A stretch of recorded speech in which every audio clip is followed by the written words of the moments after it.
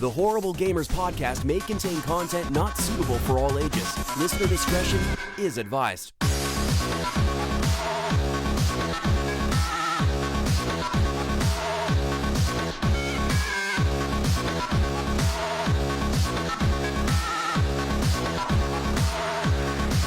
Welcome, ladies and gentlemen, to Horrible Gamers podcast, show number 398. Being recorded on June the 20th, 2022. I'm one of your host, Jesus Gonzalez, known as Jesus Walks Out. Today, I'm joined by my friend from the West Coast, the best coast, Gunny Chief Henley Mayo is back. Welcome back, Henley. Welcome. I'm back from the great state of Hawaii. Hawaii was great. Happy Juneteenth to everyone, and a late happy Father's Day to the daddies around the world. Oh. And from Little Ohio, the Mayo is back. Steve Willier. Welcome back, Steve. Welcome. Hey, Jesus, Gunny. How's it going? Hi, Mayo. Ryan over there. We got a whole crew today. And from the Great White North, living next to Santa Claus himself, Ryan Gibson. Give 8777 is back. Welcome back, Ryan. My neighbor's Santa Claus, so you must have heard him through the yeah. Sorry, guys. That must get really annoying. Gamers, though. Let's do this, guys. That guy must get really annoying. You know, he ho-ho-hos through the summer. It's, Christmas carols coming from his house all the time. I can't stand At least he's probably jolly all the time, right? You probably don't have to worry about fighting with your neighbor. Oh, you'd be surprised. Yeah. Oh, shit. Santa likes to tie one on every once in a while. Anyways, welcome back, gentlemen, to the show. And we're here. Gunny, we're here. You can follow us on Twitter at _horrible. Gamers, leave us a review on iTunes. You can also review us on Spotify. Listen to us on Spotify, Pandora, Stitcher, iHeartRadio, Player FM, our website, Apple Podcasts, wherever you can find podcasts. You pretty much will find us. I can assure you that. And you can also join our group, Horrible Gamers Podcast Community. It is on Facebook. It is a closed group. Anything you post in that group stays in the group. You can also like our page over on Facebook. And you can also join our Discord. The Discord link is in the show notes, gentlemen and ladies. It is in the show notes. You go in there, you click on that link. It'll take you right to the app on your phone or to the website if you're listening on a browser.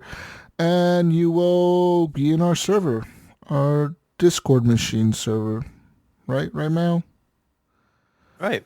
Is that right? Is that how it works? I think so. Oh, yeah. Well, if you don't have Discord installed, it's going to have you install it. But yeah, just a piece of advice: you should probably answer the questions if you're joining the Facebook community, because I don't know, you might not get let in if you don't answer the questions. Yeah, I won't let you in if I think you're like you look sus. Okay, you look a little sus there, Ryan. Play some Among Us with the people that come into the group. All right, and you look a little sus. And you're not answering questions, Mayo. I'm not letting you in, all right? I won't even let you in, Mayo. What if I come in and my picture is like a red hoodie and a full-on black mask covered over the eyes and everything, like Mortal Kombat? I'm blocking you then. I could just be a Mortal Kombat fan, man. You're blocked. You're blocked.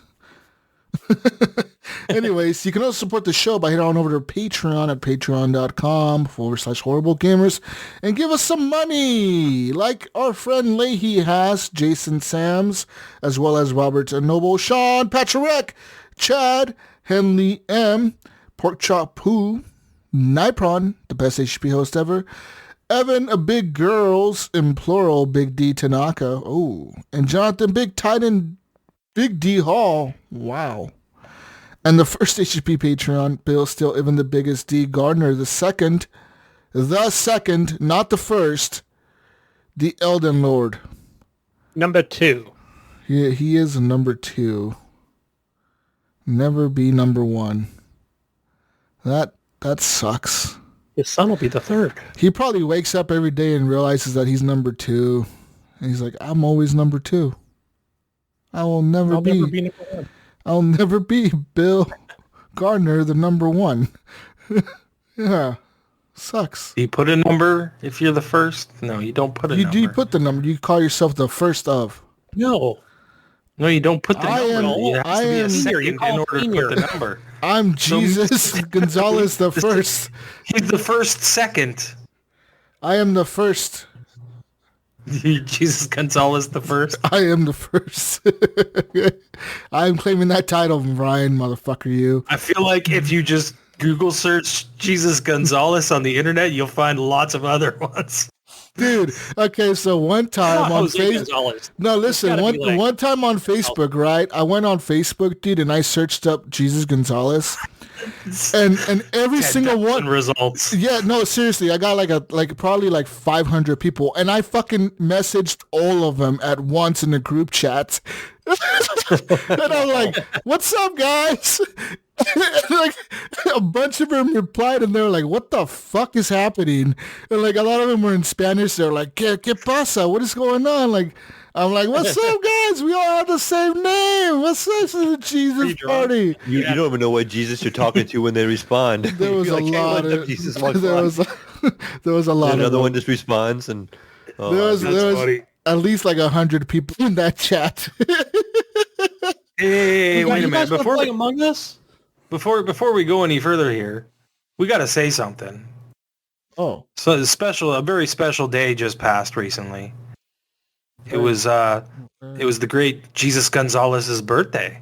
oh, it was. Happy birthday, buddy! You forgot the first at the end of my name there. Oh, I'm sorry, man. Okay. Make sure you say my full title next time. Okay, my full name. I just wanted to be truly Canadian and apologize to you, so I just left it out. Okay.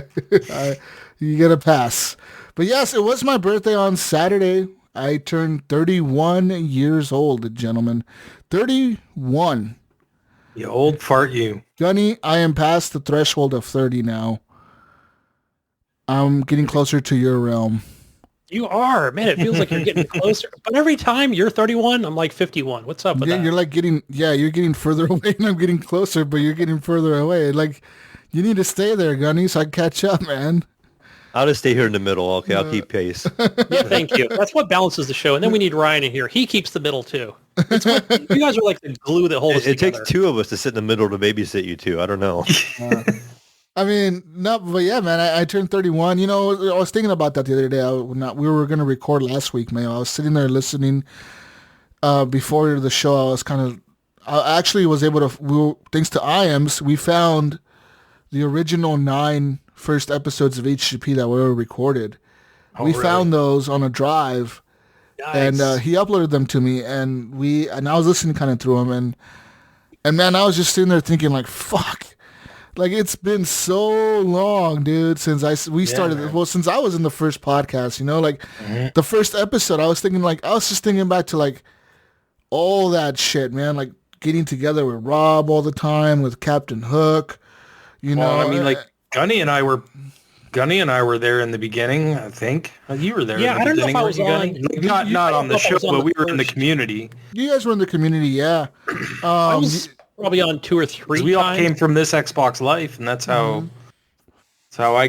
I knew you guys. And But I mean, I was also thinking back on like the behind the scenes stuff, you know, because like the show got started like in March, but we were talking about it since January. And like from January to like March, we were just planning and we were just getting together and like talking and thinking about like, okay, how do we want to do this show? What do we want it to be about? How do we want it to go? I mean, and then you had all that recorded? No, we don't have all that recorded, but it brought back all those memories for me, you know. And then like how we came up with the name, you know, like literally we came up with the name like it was probably like right before we started recording the first episode. We were just sitting there, all of us, and we're like, how do we start this? What do we call this?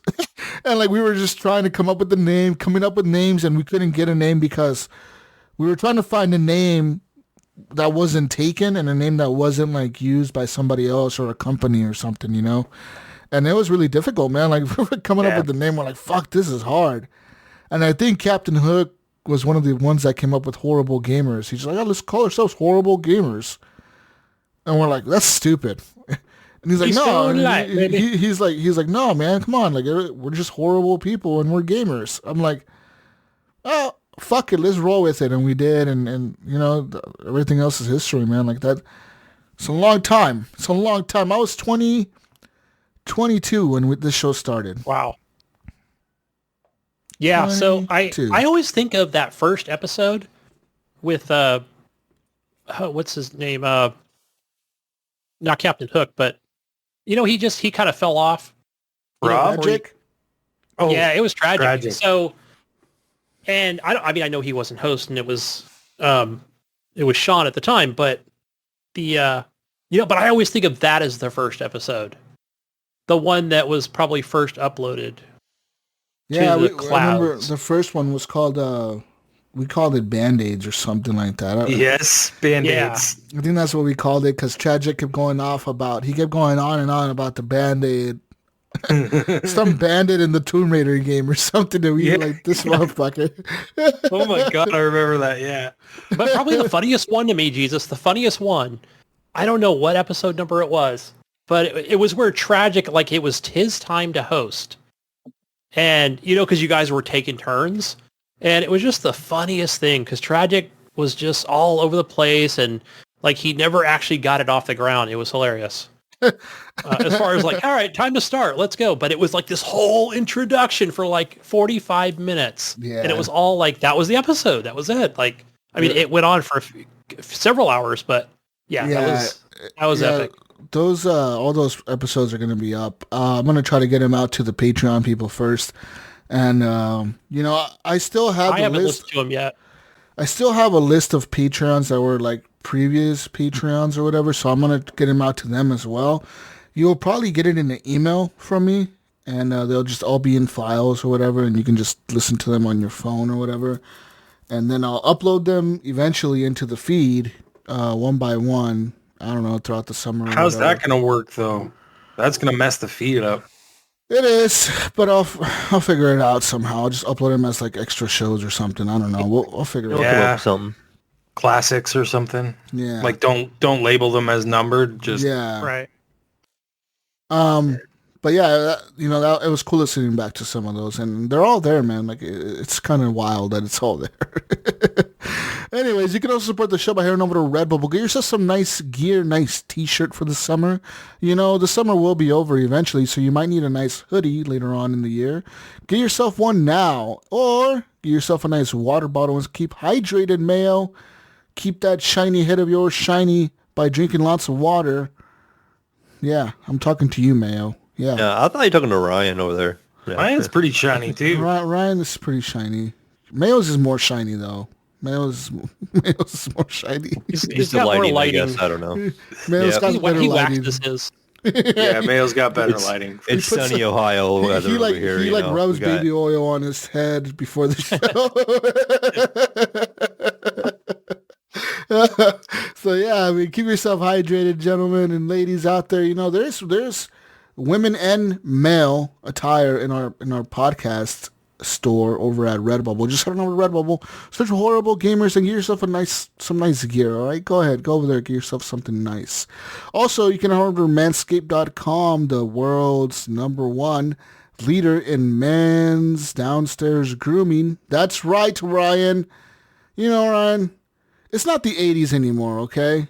You need a shave down there. You need a shave down there. Because when you go to your doctor and your doctor's checking you, okay, they're giving you a physical and they go down there and they grab your nuts. They don't want to feel big bush. In the jungle here.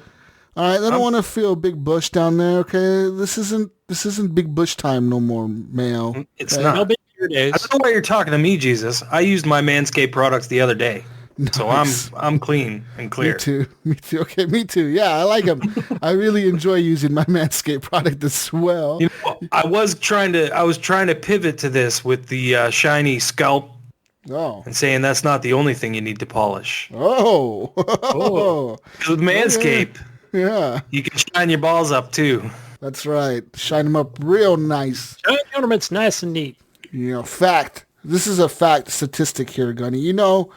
95% of women prefer men's genitals to be nice and groomed.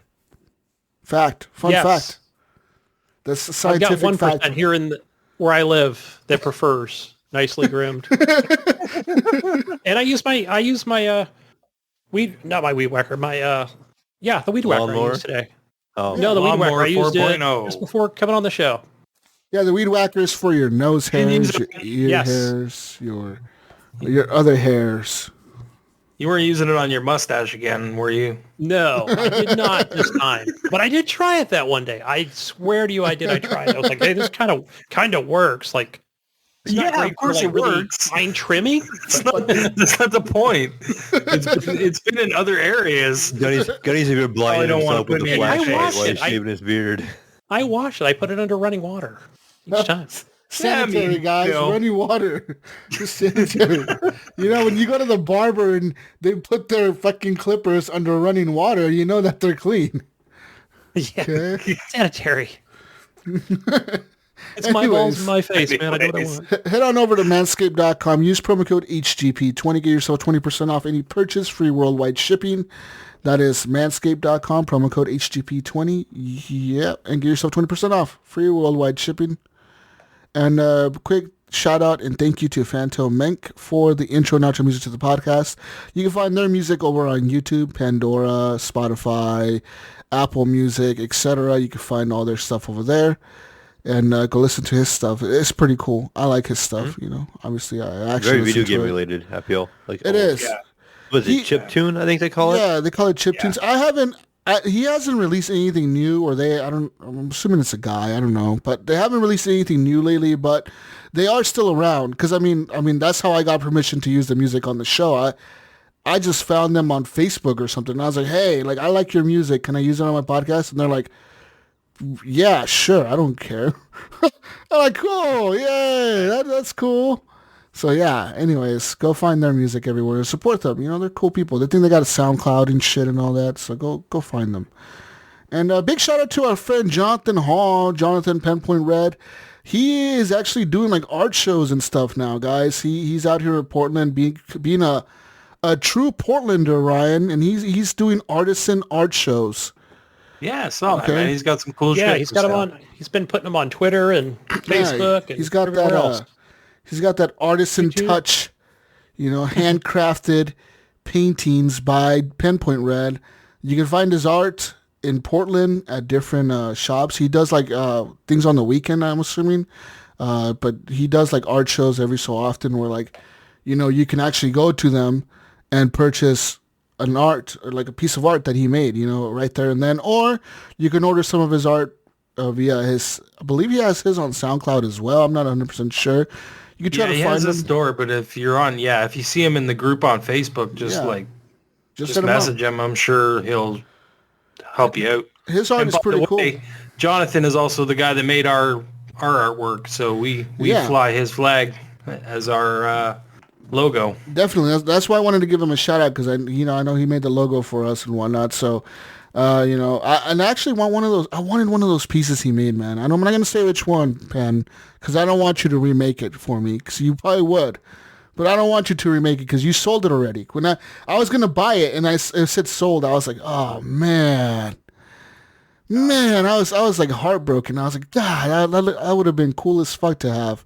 But if I'll keep an eye on your paintings, man. And if I like another one, I will buy it. Just so you know, Pen. Yeah, me too. I like smaller paintings. Like His are not that especially if big. they're They're not like personal. they're not huge paintings, Gunny. They're like probably like it's like a little. Yeah. Like, Me and the wife painting. like the smaller ones. Like we've got some larger ones within our house and, a few here, like just cheap poster stuff in the apartment. But Yeah. I do have a few that are, some of the smaller ones are great. yeah, they you look put 'em in- nice in like your room or a bathroom or a hallway or whatever. Yeah, I mean, like some of the stuff he made is pretty cool, man. They're very kind of like futuristic, like kind of like almost cyberpunk inspired paintings. I would say that a little bit of cyberpunk with all those colors. And they're also kind of video game related because I noticed that some of those were like some Titanfall paintings that he made. Yeah, No way. It's a mechs. Yeah. Yeah, he's got to have that Titanfall. It wouldn't be right if he There's no didn't. way. No way. 10-Point Red made some Titanfall paintings. What? Anyways, big shout out to him. And he's also making music, so you could find his music. And he makes, I believe, what you call his breakcore. Gunny, you call it breakcore. Oh, is it Breakcore? I know him and his friend. Yeah, they made a new I album. subscribe to. Yeah, matter of fact, I get that through Spotify and through SoundCloud. Yeah, Which is nice through Spotify because I could just take my phone. You know, once I'm subscribed, that's it. It's here at home. It's at work. I can just take it with me, play it through Bluetooth. Yeah, and on top of being like a fucking artist over there, handcrafting paintings and shit, he's also like doing like music shows. So if you live out here in the Portland area, you can go to one of his music shows and party it up with Pinpoint Red. Maybe get into the VIP section, Gunny, if he lets you in. If you're cool enough with him, he might let you in. You know, I'm down with some hemp kombucha. He won't let me in. He'd be like, I don't know that fucking nerd. I don't know that nerd over there. I know you, Penn. I don't know that fucking nerd. Get him out of here. No, he invited me one time, but, I figured I'd end up showing up there. They'd be like, is that your security guard? Who's that old man that showed up looking for Penn? Yeah, who's the old guy? Yeah. Hey, like, Penn. Penn, I think the cops are here looking for you, man. You're like, no, that's my friend from a video game. They're like, nuh-uh, you lying. Look at this old guy. Anyway, shout out to you, Pinpoint Red. And keep doing your thing, man. Don't think we're not watching you. We're watching. We see you. We're watching. Anyways, guys, it's video game talk time. All right. Woo! Let me tell you something, guys. You guys won't believe this. Tell us something, Jesus. Mayo, you will not believe this. If I told you this, you're not going to believe it. No, You're not. I played a game. Okay. No, you didn't. I don't believe you. I played a couple games. It wasn't Battlefield? Okay, it was Battlefield. I played Battlefield. Of course I played Battlefield. So Battlefield, of course. You bought the Battle Pass, so... Well, I didn't buy it. Well, I guess I did when I the Battle Pass, yeah. I guess I bought it when I paid for the Ultimate Edition, right? Because like, that's what you got. But it's kind of stupid because like, I really haven't played much besides that one day or two that I played with Mayo, really, for the most part. I haven't really went back to it, and I should, because right now, like, it's already been like a week or a week and a half of the season pass, and I don't know how long these passes are going for. I'm going to assume that it goes for 60 days like every other like shooter game out there that has a battle pass. Might even be longer, because... I think maybe even 90. Yeah, it might be 90. I don't know. You think so? You think though, you heard they stripped down, right? Like, that dev kind of... Well, yeah. Well, I know that moving that, at a slower pace. You know what I mean? Yeah, but I mean I need 45 days. So I was playing that the other day, and I really like the new character Liz. She's super cool. Like, her ability is really dope as fuck. Like, being able to fly a rocket into a room and blow it up is fucking cool as shit. But you got to have really good control with it, and it's kind of hard with the mouse and keyboard. Kind of, not really, but kind of. But it's really cool, like, chase down a tank or a vehicle or, like, a Jeep or whatever. Like, it comes handy a lot. Like, it really scares away the helicopters, kind of. You know, half the time you don't really hit them because they're so hard to control the missile. Like, to make it turn really fast is really hard. But you could scare them away and they go flying off, and then kind of gives your team, like, a little break from the air, you know, because there's been a lot of matches that I played recently where, like, one team will just dominate, man. They will dominate in the air. They have fucking Maverick flying the fucking jets around. They got like these fucking super helicopter pilots and shit flying around. They got these fucking gunners in the goddamn helicopters that are like so damn good that they can hit you from like 10 miles away with their fucking gun. It is insane. So I've seen some really good helicopter players on Twitch, and even recently where I'm like, man, these people are freaking good. Like, they'll get 20, 25 kills before they even, before their helicopter even goes down. I'm like, wow. Yeah, like, that's pretty the good. only time I'm able to do that is when, like, I'm with Brink, because Brink is a really good, like, I don't know, when me and him play together, man, we have really good, like, coordination. We're like fucking, we're really good at working together, okay? Like, I know where I'm flying, he knows where he's shooting, and, like, we're pretty good at talking to each other the whole time we're flying. He'll be like, all right, Jesus, they're coming up on the right. So I know they're coming up on the right, and I could move around the helicopter and maneuver it in a better position. And and we're really good at coordinating all that. But like with random players, it's really hard to get like a lot of kills because like they're always jumping out at the wrong fucking time, or like I get one missile locked on to me and it hits me, and everyone freaks out and jumps out of the helicopter. It's like, why did you guys jump out? Like, you assholes should be repairing me so we could keep flying, not jumping out and bailing on me. Like, I'm not gonna bail on you. Why are you bailing on me? You know, but. Playing some Battlefield. I want to get back into it, get some more stuff in there unlocked. Whatever the fuck else is there to unlock. I don't know. It's probably just dumb shit like stickers or whatever you put on your helicopter. Whatever. I want to unlock it all. So I'm going to go in there and try to do that. Besides Battlefield, Mayo, I went back and played a little bit of Ready or Not. Now, I was confused. I thought the update came out, but the update only came out for supporter, like super supporter edition people. Like the ones that paid a lot more than what we did. Yeah, so if you paid the $90 or whatever, $100 or whatever it was for the Ultimate Edition of the game, or whatever the next tier of support is, if you paid for that, then you got that update, and you can still get it. But if you didn't, if you're just a hobo like me and paid the $40 for the regular game or whatever you paid for it, you don't get that edition yet. Like, they're going to release that in the coming weeks, they said.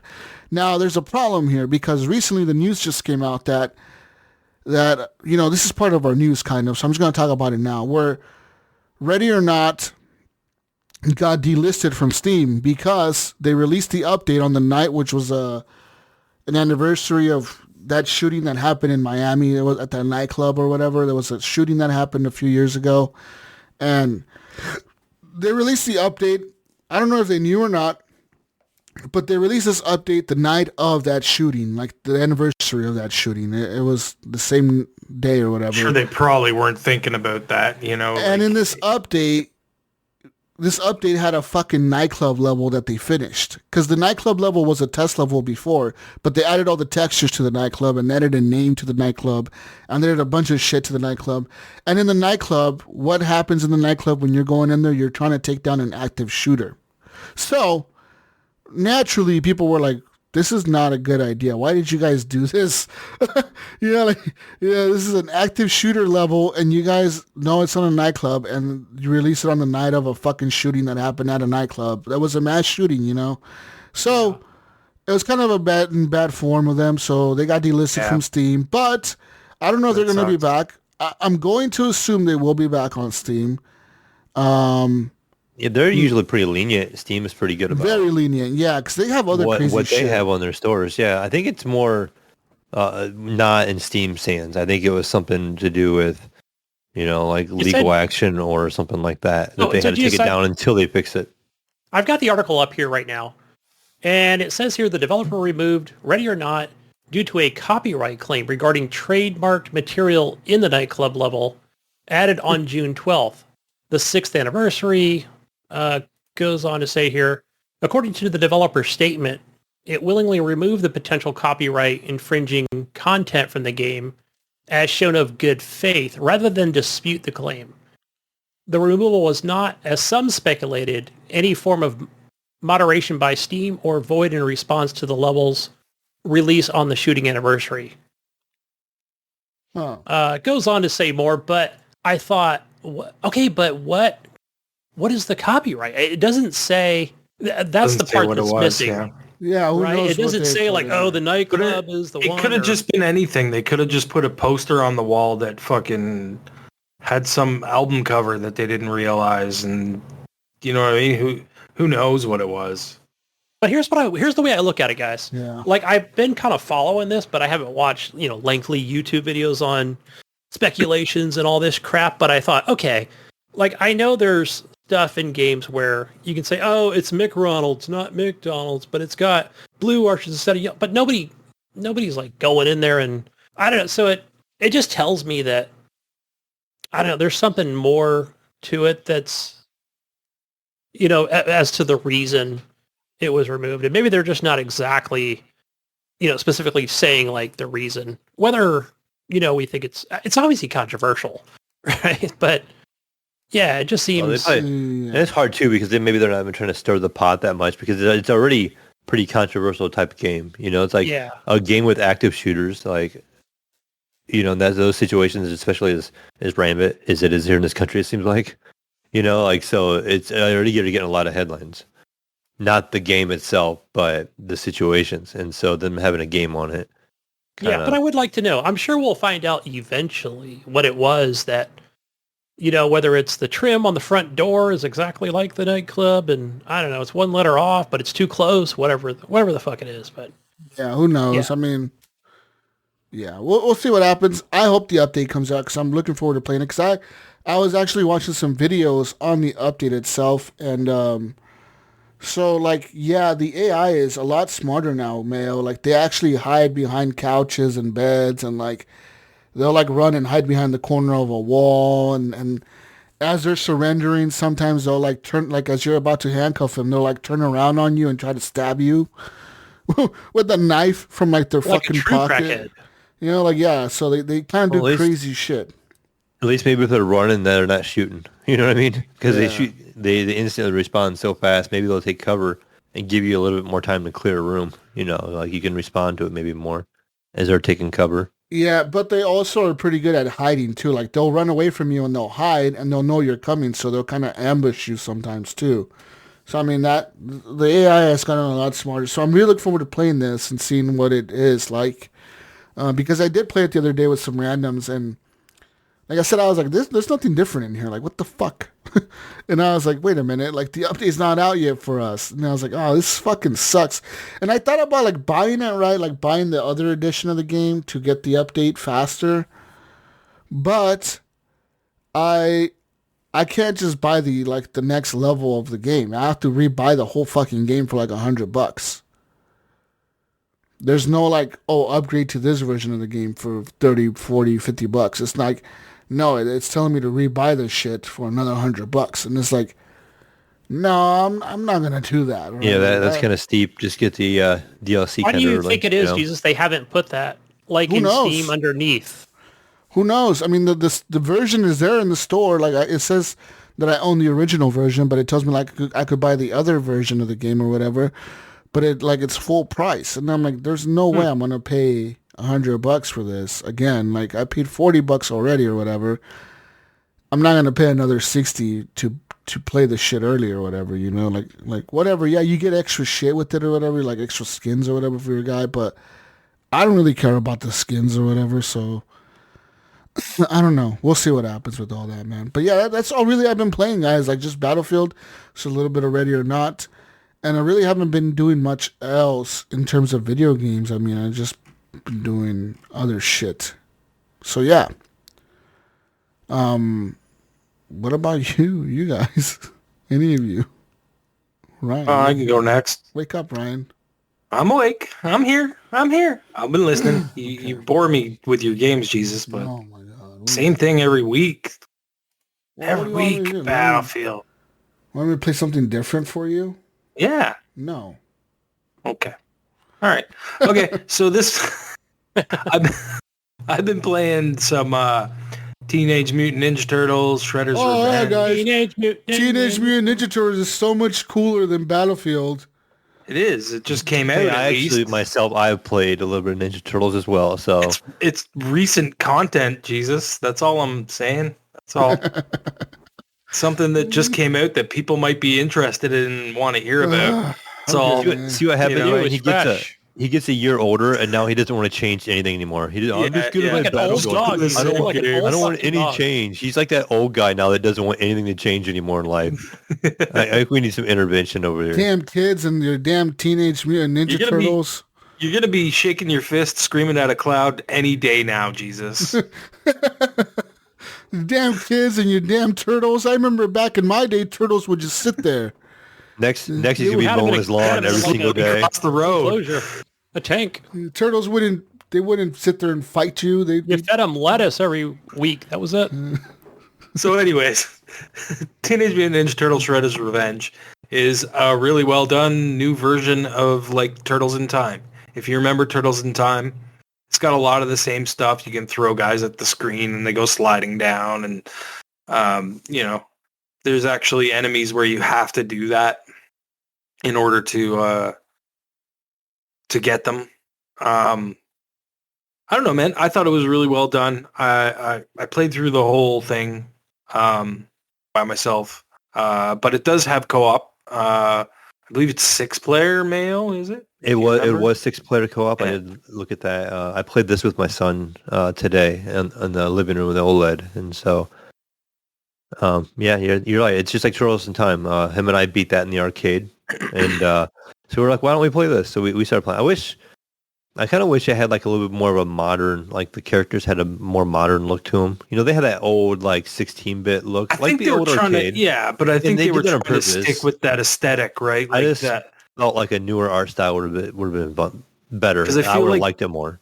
But see, I feel like they did like a lot of the newer stuff with the gameplay. Yeah, that's what I mean. It had that old look, but it kind of had the newer gameplay, which is fine. Yeah. I just think I myself would have preferred a smoothed over character model. You know, I was using Leonardo. My son was actually using April O'Neil. I heard she's really OP. And we were going through it, and we were getting the power ups and stuff like that. I did see. I did not nearly play as much as you did, but we did see there's a lot of unlocks, and it looks like some hidden stuff.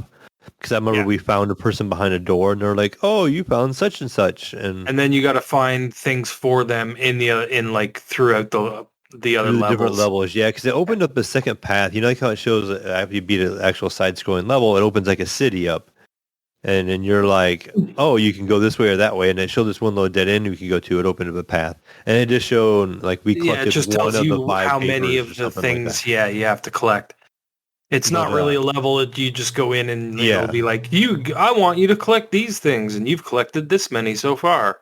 And it looked like the good amount of stuff there is. Like once that we hit pause, and one time we kind of went into the I don't know what you want to call it. It's like in the menus. It was some kind of store thing where it showed like different stuff you can unlock, and then there are some other different stats in there that shown that you got to try to do and goals that you could try to do. And and then I know right away the first time was like no damage on the first level, you know, like not getting hurt or something. Yeah. The challenges, that's what they are. Yeah. They add these challenges. And I must be getting old because we played to the one set of bosses. I didn't even know who they were. It was like the ground guy. He had a shovel and he dug underground. And the other guy was like, I'm like, who are these guys? Like I knew Bebop. I don't remember those. Yeah, I don't remember them either. Yeah. I don't know if they took a take off like a newer cartoon or something like that, but like they weren't the old Turtles that I remembered. There's more kind of characters like that where I was unsure of where they came from, but yeah, they could be from something that I haven't seen. But yeah, I don't know, man. I thought it was a great game, and it is on Game Pass, so I mean, why not check out a Game Pass game? What else have I played? Oh, Angry Foot. I know Mayo, you've been playing this too. It's got a demo on Steam, and it's just really fast paced, really bright and colorful, cartoony kind of look, but super fast paced, blowing up blood everywhere. You know, it's fun. It's kind of like Hotline Miami if it was a first person shooter. Is how I would explain that game. I don't know about you, Mayo. What's it called again? It's Angerfoot. Angerfoot. Yeah, you think it would be Angryfoot. I want to call it Angryfoot as well. I call it Angryfoot every time. It's just Angerfoot, yeah. And it's so bizarre because it's like the biggest thing is like you kick down doors, and it's so sad. Like Ryan said, it's so satisfying kicking a door in, and there's a guy on the back of the door, and it hits the guy, and it like kills the guy or knocks the guy out, you know. And then there's the one thing I could say is it can get repetitive. Like, hopefully this game will be long. This game is not finished yet, or you know, they said it's like coming out in 2023. But like once you know the first level where all the enemies are at, it doesn't change. So you know where they're at, you know what's behind the door.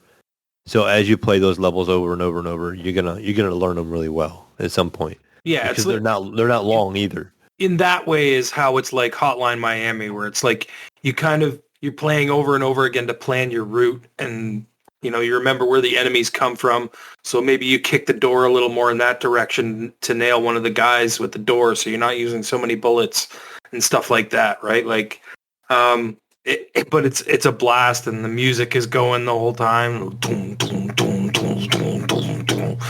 and it just keeps you like the pace going constantly. I don't know. I had a lot of fun with it. I know Mayo was having fun with it earlier too, and the other game I played, Mayo was also playing earlier before you got here, Jesus, but was what is it called again? Metal Hellsinger. Yeah. And it's like a rhythm first-person shooter, so you kind of like you don't have to shoot on the beat, but you do more damage when you do. So you kind of want to keep like you're basically trying to keep time with when you fire your weapon, right? So it's like, and it's like really good like metal music going the whole time, and kind of reminds you of like a Doom style of game. There was another game like it. I can't remember the name of it. That was kind of popular for a minute. It was another Doom kind of game that was a shooter to a beat. I can't remember the name of it. That's why I thought right away when I saw it. I'm like, oh, it's kind of like this other game. Bullets per minute or something like that. Yeah, maybe it was BPM, like they called it. Yeah. Yeah, go ahead. I just was thought in there. Just it reminded me of another game right away. No, I mean, I don't know. I found the game really fun. You know what I mean? Like going along and keeping that beat, and like you're running at a fast pace, trying to kill everything around you. And the levels were pretty cool. I don't know. I thought it was fun. I haven't played the demo on that yet, but it is available on Steam and Xbox and probably PlayStation as well. Is it available on Xbox? Yeah, because I thought it was only on Steam. No, what was it? You guys were talking about it. Oh, what? I think earlier today on Messenger, and I went and looked, and then sure enough, it was on Xbox and on Steam. So I downloaded it on both. I didn't know it was on Xbox. Yeah, free demo. You're talking about Metal Hellsinger? Yeah. Oh, okay. Yeah, I downloaded it on Xbox. Xbox. It's got a free trial. So yeah, if you're on Xbox, go download the free trial. It's not available until it was only on Steam. But other than that, what else have I been playing? Did you play, Ryan, I'm just interrupting, Rogue Legacy 2? Any more of that? Yeah, I played the crap out of that game. I got addicted to that game. It was a lot of fun. I got pretty far. I killed the first boss, the second boss, and the fourth boss, but I hadn't been able to kill the third boss yet. He was giving me trouble. Oh, you skipped the third and got to the fourth? Yeah. But yeah, that game's great. Not a Game Pass game, unfortunately. But it's definitely worth, if you like Rogue Legacy, it's more of that and better. You know, like it's definitely a number 2 of a game. You know what I'm saying? Like, it's a lot of fun. Did you play any more of that, Mayo? Just a little bit. You talked about it last week, right? Yeah, I think it was last week. Continuing, I haven't made much more progress. I think I fired it up, maybe played a couple runs. Have you killed the boss yet? Not the second one. I've killed the first one a while back. You killed the first one, yeah. Yeah, I've been going through that second level, and lately here I've been firing it up. My oldest son, who got an Xbox, he lives like 2 hours away. He got an Xbox, and he actually signs into my account on occasion to get access to my Game Pass. Yeah. And he wanted to play Sea of Thieves because he's the one that had all the maxed out stuff at the time. So he jumped on and they actually kicked me off the one time, so I lost my progress. Oh, no. I'm like, make sure you check and stuff. But every once in a while he's been off work this week, and so he's been playing a lot. And so like I just kind of been letting him have the Xbox, kind of. Yeah. Like I have the PC, I can go jump on if I need to. So. What else have I played? Well, I have played some more Wobbly Life, guys. You ready for another Wobbly Life adventure? Wobbly Life Adventures coming in. Oh, now you got Jesus' attention. Now he is focused in. No, I'm actually, what I'm doing in Wobbly Life right now is I'm mining for money. So I basically go do a job over and over and over and over and over and over and over again, just collecting money. Games like Destiny. I want Olivia wants a mansion, and it's like $10,000. So I'm grinding for money so that we can buy the house that she wants.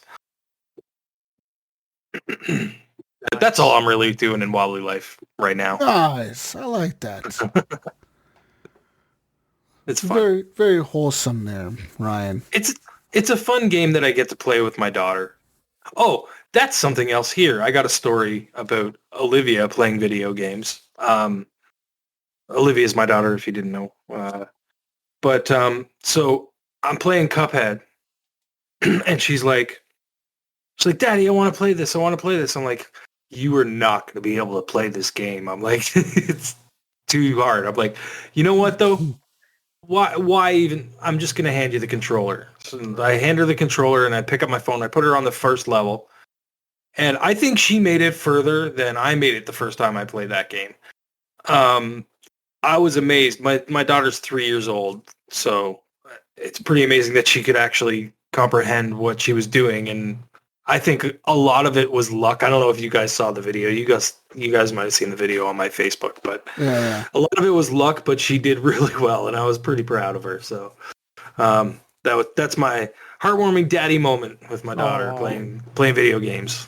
You know, that brings back a memory, Ryan, of when Olivia was born and you got her, I don't know what it was, like you just put a controller down like over her, or you got her something with an Xbox controller.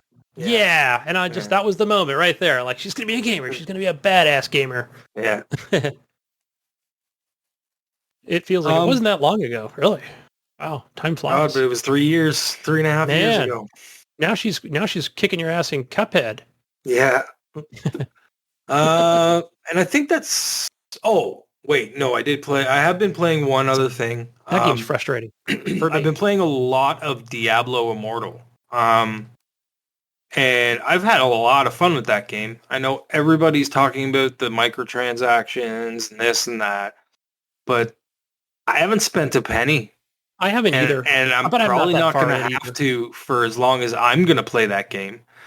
But most of that expenditure comes at the end game when you're doing rifts and you're doing all the like end game content.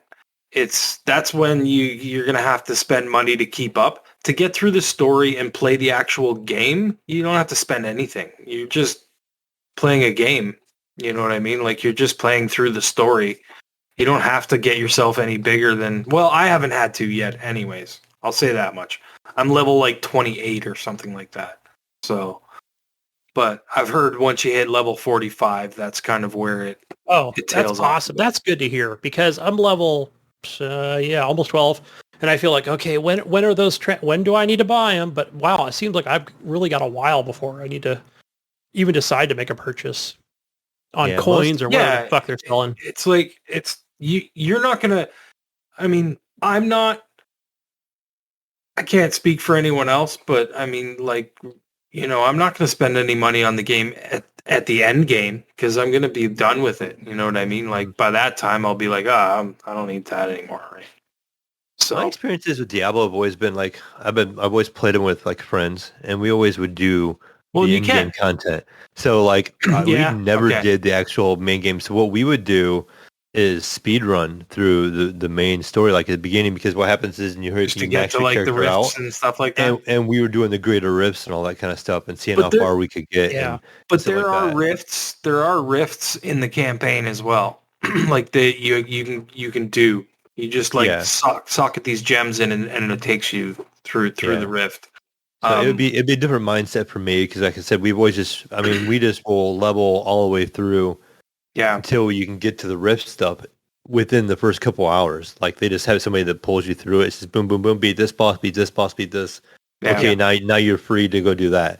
And then you kind of on your own from there, you know. And so that's what we would start doing and start pushing. And you're really trying to fine tune that character and see how far you can get in those rifts. Yeah. Before it's a seasonal character as well. And that's where it's going to cost you money when you're trying to do that stuff. And I know there's...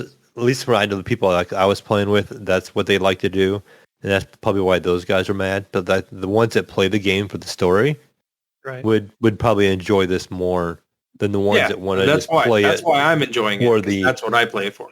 I don't want to say it's the competitive side, but they want to see how far they can get and see how high they rank. They want to get as far as they can. Yeah, they want to get in the top 100, you know, and get your name up there before the end of the season. And that was kind of our goals when we played it. Yeah. And, with that class that you had or whatever. But I think I'm just going to wait for 4. I mean, I wouldn't play it on my phone ever. And PC-wise, there's plenty of things I could probably The PC port is not great. Yeah. It's okay, but it's a mobile game. You know what I mean? Like, it's really meant for a touchscreen kind of interface. But yeah, I've been having fun with it anyways. I'm gonna keep playing it. I can't remember what my stupid BattleNet. It's GIB 8777, but then there's the numbers on top of that. I don't remember what it is. Your BattleNet number, yeah, whatever it is. Feel free to try and find me if you're playing Diablo Immortal.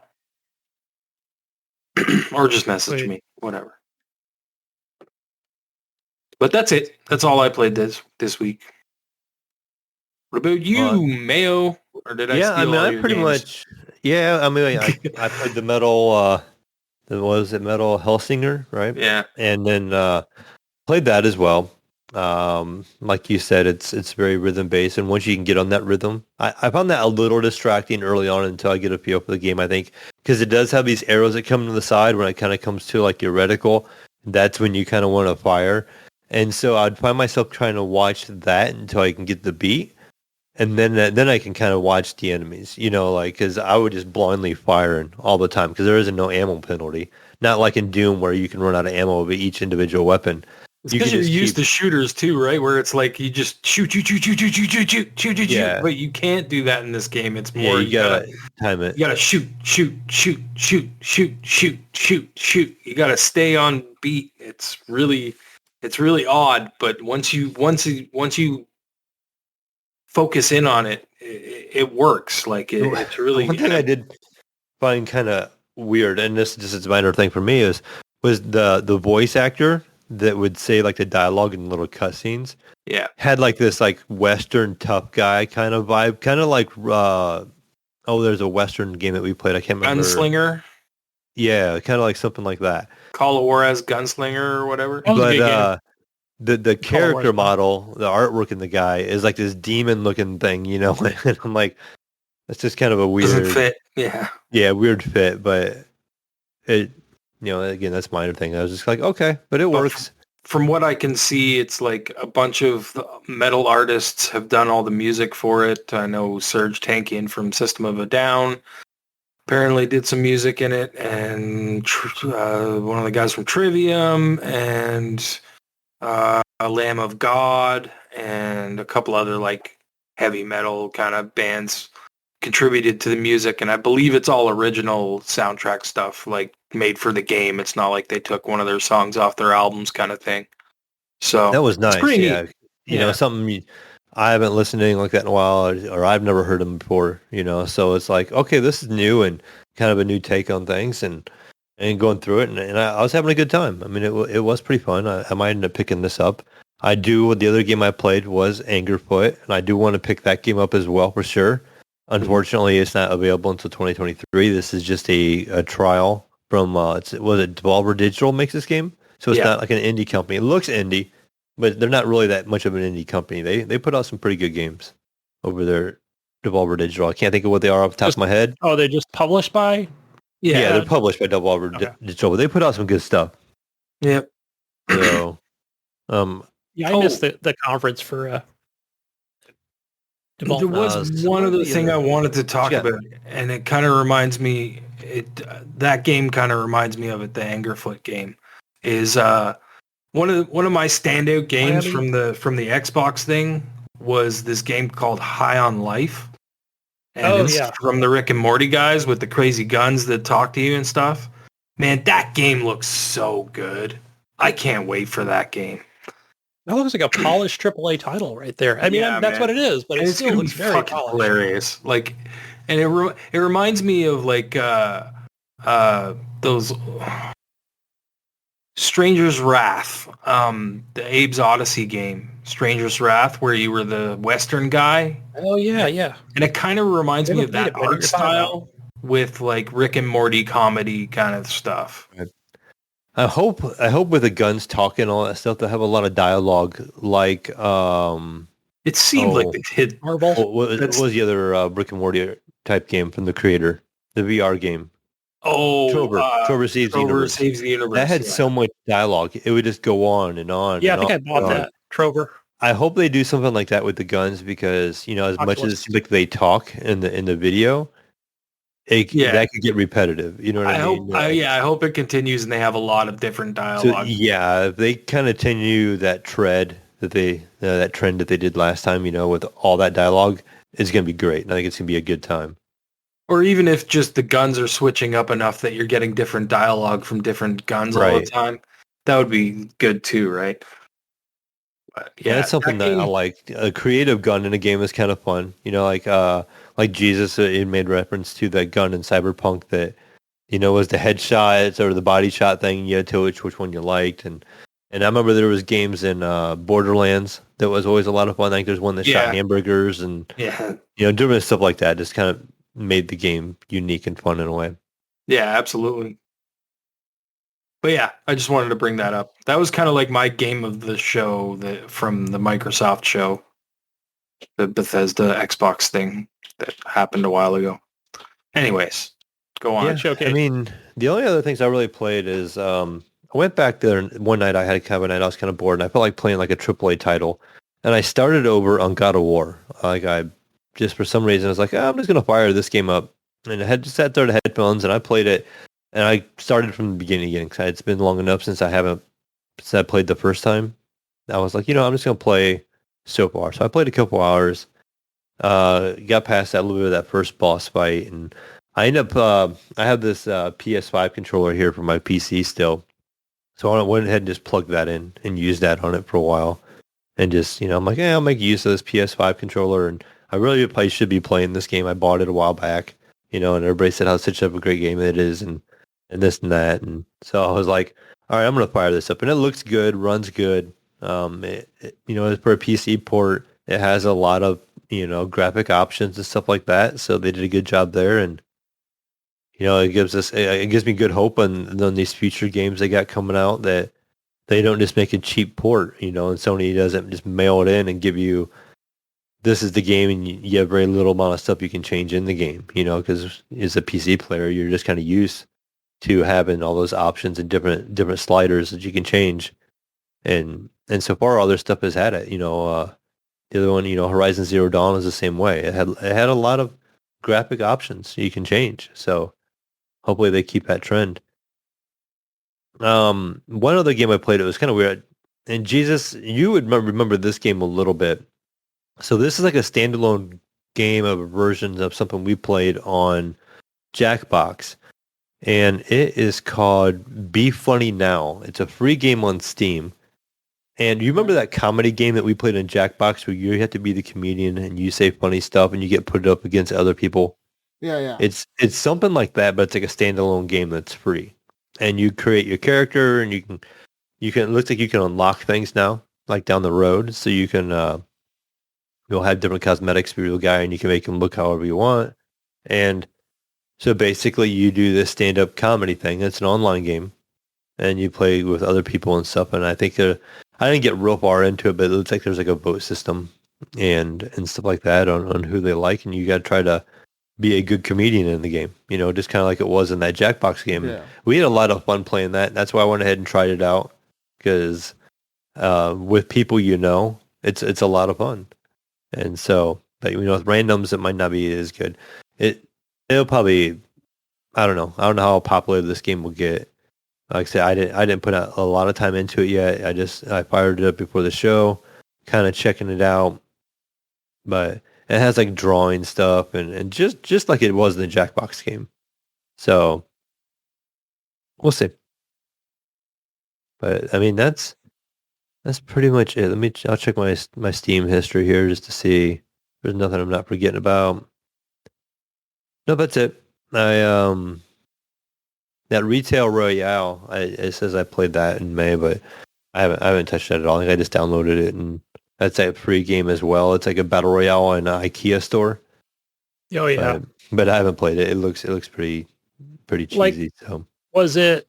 I mean, was it a shooter or was it like how? I forgot about what that game was. It's like a first-person shooter, and you find different weapons in the store. In the pictures, it's like a knife and a bow and arrow, and stuff like that. So, and again, that's another free game on Steam. They are still working on it. There is a thing that says they have a big patch in the works. This is dated June 12th. They've been collecting feedback, and they're working on a big patch. It should hopefully make the game a little bit less.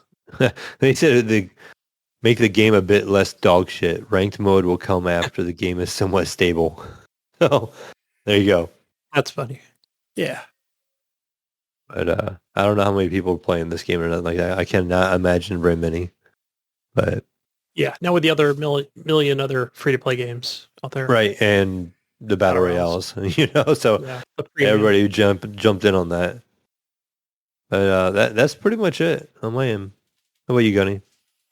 Let's see. What have I been playing? Well, geez, not much after going to Hawaii, just mobile games. But I thought I'd share a little Hawaii experience for, since it was my first time there.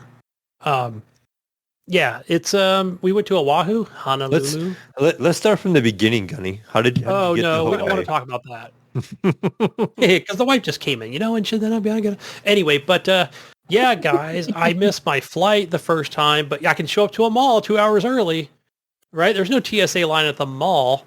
Yeah, fucking TSA guys, SFO. They took forever. Well, they didn't take forever. It's kind of like one lane open. Come on, open up more lanes for them full body machines you got to go through and take off all your clothes. It seems like it's like that everywhere, Gunny. Like Toronto International Airport is one of the largest ones in Canada, I believe, and they have been having nothing but issues, like just long waits because a lot of people aren't working and a lot of people quit. Yeah, that's the great redesignation, right? Isn't that what they're calling it? So they said it's a worldwide thing. It's not just the United States. I even experienced that like in Hawaii where people were like, they were like, oh yeah, go to this other cafe because it's only me and one other person. And that's just the way of things. And that's why you see all the help wanted signs. I'm like, that's the way it is in the mainland. Everywhere you go, whether it's Vegas, New York, Honolulu, doesn't matter. But no, seriously, guys, it was, we thought we definitely had enough time. And, I'll point out one other thing. Yeah, I guess where, at San Francisco Airport, they've got this tram, like this free train thing or whatever, and it runs, literally a fucking mile down to the domestic long-term parking. And I thought, okay, that's where I have to park. No, Hawaii Airlines is in the international parking lot where I've been like 100 times. I know that thing like the back of my hand, and I thought, no, it's going to be in domestic.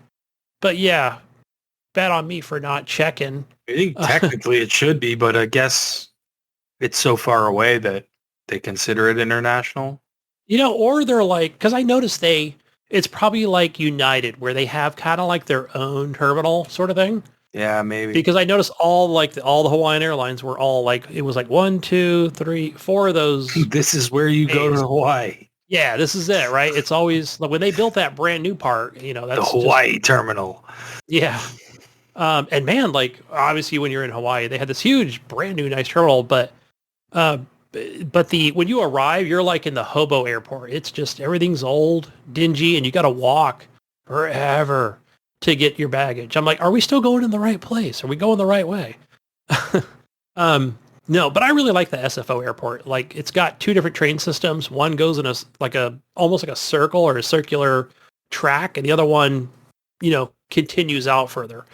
But yeah, bad on me for those, especially those 2 things right there were, got us. And we thought, okay, fine, I'm running, I'm booking for it, right? My pants are hanging halfway down my thing because I don't have the belt because of the, you went through the security checkpoint.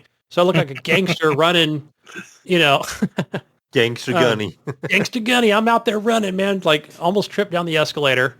And of course I get there and there was a nice couple actually from the same town we live in.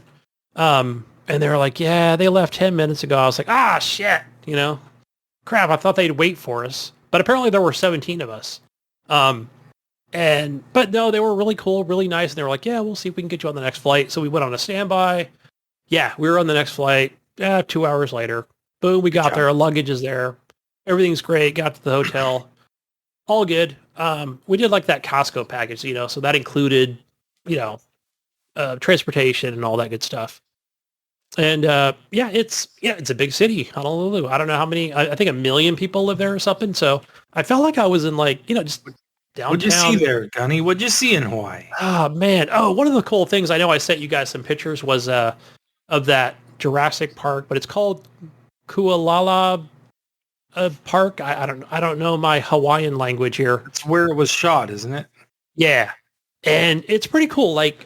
So. One thing to make clear, guys, we didn't go on the tour. We actually were in a rental car, and I think I just looked over. I'm like, you just photobombed a tourist site? Pretty much, because I think because I saw it on the map or whatever, on my Google Maps, and I was like, oh, Kualala. I didn't know what it was. So when we rolled up, I'm like, hey, let's go inside and see the music about the tour. Playing. Unfortunately, no. We were only allowed in the gift shop, so I was like, it'd be awesome if it took over your radio and the theme song to Jurassic Park just started playing. Right, I've got those crazy looking eyes, right? So yeah, I'm out there at the end of the gift shop through the different windows, just staring at trying to see through where I'm like, okay, I see they've got horses. You can do the horse, and there's ladies who works there looking over at me like, what the fuck is this guy doing? But anyway, no, they had horses. They're probably they had that. Not, they probably get enough tourists. They're probably another tourist. They had those half whatever Jeep bus things that you can get on, probably they would use in Jurassic Park.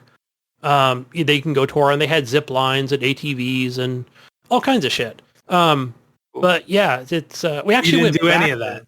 No, we didn't. I know we did none of that stuff. I'm just telling you about the things we didn't do.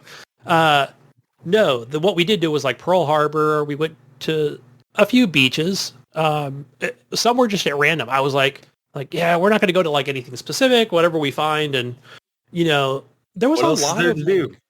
There's a lot of beaches. I mean, there was a lot of free shit that you can just you go to a park, you didn't have to pay for anything at the beach.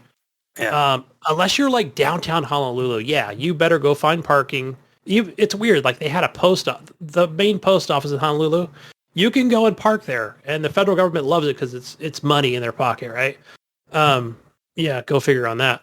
But yeah, you park there, pay for parking, and walk to the beach. Luckily we had free parking for our rental car for a couple days. The rest of the time it was we did a bus tour. That was awesome. That took us to we went to the Dole pineapple plant. And yeah, it was just a huge gift shop is what it was. But they had ice cream and burgers and everything else. And we got the, the Dole Whip, which is basically whipped ice cream and pineapple. And it was actually quite delicious. Yeah, so that was the only thing we can get in the 20-minute window we had. But yeah, there was a lot of fucking people there. And yeah, not the main macadamia nut company, but one of several, I think. And you just got to try all the different samples and different flavored ones, coffee flavored ones, and salt and vinegar and everything. Those were all good. Man, I wish I would have bought a bag while I was over there because I'm in Target on the mainland today, and I'm looking at $11. I could have got it for $7.50 over in Hawaii, where they're actually made and grown. Yeah, a lot of shops, man. I just could not believe just how many shops there were. I mean, everything you've heard of from Macy's and Target, and they had this one of the world's largest outdoor malls, besides the one in Missouri, Mayo. I think it's Missouri because the tour guide actually Googled it. He was doing trivia stuff. Mm-hmm. I don't know. It ranks up there with one of the largest in Honolulu, near downtown. Nice. And within walking distance, of course, for a hotel. And that was great. We went there probably 3 times, walked down there, drove there even once. And, oh, guys, I even went for a nice massage on the first day. I haven't had a massage in a year. That was great. Lots of rubby, guys. Lots. I even went with a deep tissue. I'm like, fuck it. I'm going to pay the $10. Give me the extra rub. Yeah. Yeah. The extra rub. The extra rub, baby. Oh, God. Yeah. Oh, is this where Manscaped comes in handy? This is where you go to Manscaped. No, you don't. Yeah, this is where it really comes in handy because I'm like, I'm glad I use my Manscaped now because half my clothes are off. Anyway, yeah, it was good. I will say that. So with Pearl Harbor, again, we went into this not I went to the website and I'm looking. Again, I'm not a veteran, but really want to visit. And it's obviously, I want to pay my respects to, servicemen around the world and people who sacrifice their lives for this country. So I was like, oh, how do you get on the Arizona? Everybody's seen that memorial that they have, which is over on Ford Island, but you can see it from the main section. And I'm like, okay, so it's like a free admission thing. And yeah, you got to pay extra. I'm like, that's cool. I think the way it works is when you get there, I think at 3:00 every day, you go ahead and you want to start making a reservation. That's when it opens up. It's not like something you can do weeks or months in advance, which maybe for service members, yes. But I'm like, oh man, I kind of didn't check until 8:00 at night, and they had one ticket at 1:00, and I need 3 tickets.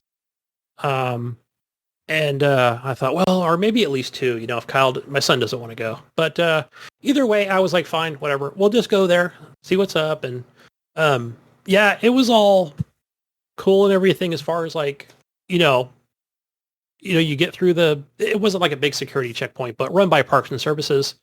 But everything had like a paywall to it. Like I don't know, or at least there was one paywall I didn't like where it's like, oh, the wife wanted to do the food truck. Oh, that's locked behind a gate that you have to pay $24 for.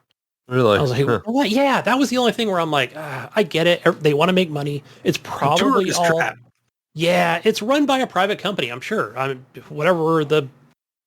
I was like, damn it, And but I mean, once you pay the $24 or whatever per person, yeah, there's like a little museum and you get to go inside the submarine and, and eat at the food truck, or you can just go to the hobo snack machines or whatever, if you don't have the money. But I thought, man, at least bring that shit out here. Like, don't put it behind a paywall.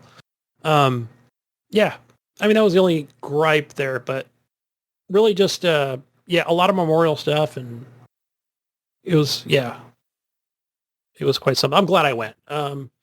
But we went to a museum, guys. I don't remember the last time I actually went and paid, $23. Everything seemed to be $25 a person. But it was cool. It was like, it was like a cultural center for, Polynesians and, which is a different place. But what did I say it was? Now I'm trying to think of what it was. Forgot the name of the actual. Did you do anything? What did you do for fun? Okay, so for fun, yes, we went to the beach. But those were fun things too. Those were fun things, going to the museums. I get it. Yeah. It wasn't like super exciting, but we went. I think that bus tour was probably the best thing because it was cheap. It was so competitive with other companies. It was like $80. They just took you around the whole island and you got to see the different... it's like a road that, it doesn't quite go all the way around, but you do get to see most of that outer ring. Yeah. I think on the northern west side, it's like, obviously it's because of mountain ranges, right? So, but they do have a highway that kind of goes right down, up and over the middle, right past that, to that Dole pineapple plant, which is like pretty cool. I was like, nice freeway. You're doing probably, speed limit 50, but everybody's doing 70. That was cool to kind of do that. And you can do it in like, a few hours. So it's obviously not that big of an island. I think probably next time we'll stay at this place called, is it just like Hilton Hawaiian Villages or something like that? And it's just, obviously they're just fucking towers but they've got like this like lake right next to the ocean and a lot of kids and, people on other aquatic things that you can use, and you can just swim in there. It's all salt water that they filter through there, and that was great. And then you can just hop over and go in the ocean. Boom, you're right there. If you want a lot of waves. So we spent a lot of time there, even though we stayed probably several blocks, probably at least 4 blocks from there. So we did a lot of walking, a lot of good exercise. Food was okay, and I'll definitely go back again. I think probably Maui next time. I think that would be, another great place for families to visit. But, and it wasn't that hot. At least I didn't think so. I barely sweat. I think it's hotter here in California. I didn't experience much, a lot of humidity like I would like in the Fiji Islands or Australia. where it's like, oh my God, it's just so hot. Or, but like back east, Ryan. Yeah, it really wasn't there. So maybe the time of the year could be global warming. I have no idea. But yeah, had a great time. But moving on, actually playing stuff, guys. Yeah, you guys were talking, I kind of joined the show talking about Diablo Immortal. And yeah, so finally like getting on, Wi-Fi, downloading those cosmetic things, and but you can still play the game, and man, it's like you said, right? It's a fucking Diablo game to its core. I really just thought, oh, it's going to feel different, and it's going to be its own kind of... It does. I mean, it does. It does feel a little different. It feels like a mobile game, but it's definitely a mobile version of Diablo. Yeah, and I thought this is cool. Like, it felt very flushed out as far as like, to where it gets you into that open multiplayer, or that co-op, put you in an instance, and and you're going to see Deckard Cain, and I just kind of almost forgot for a minute where I'm like, oh wait, I'm actually playing, touch controls on a little phone. Which you guys know I don't like playing those types of games on a mobile device. I wish I had a bigger, like a tablet or something to play it on.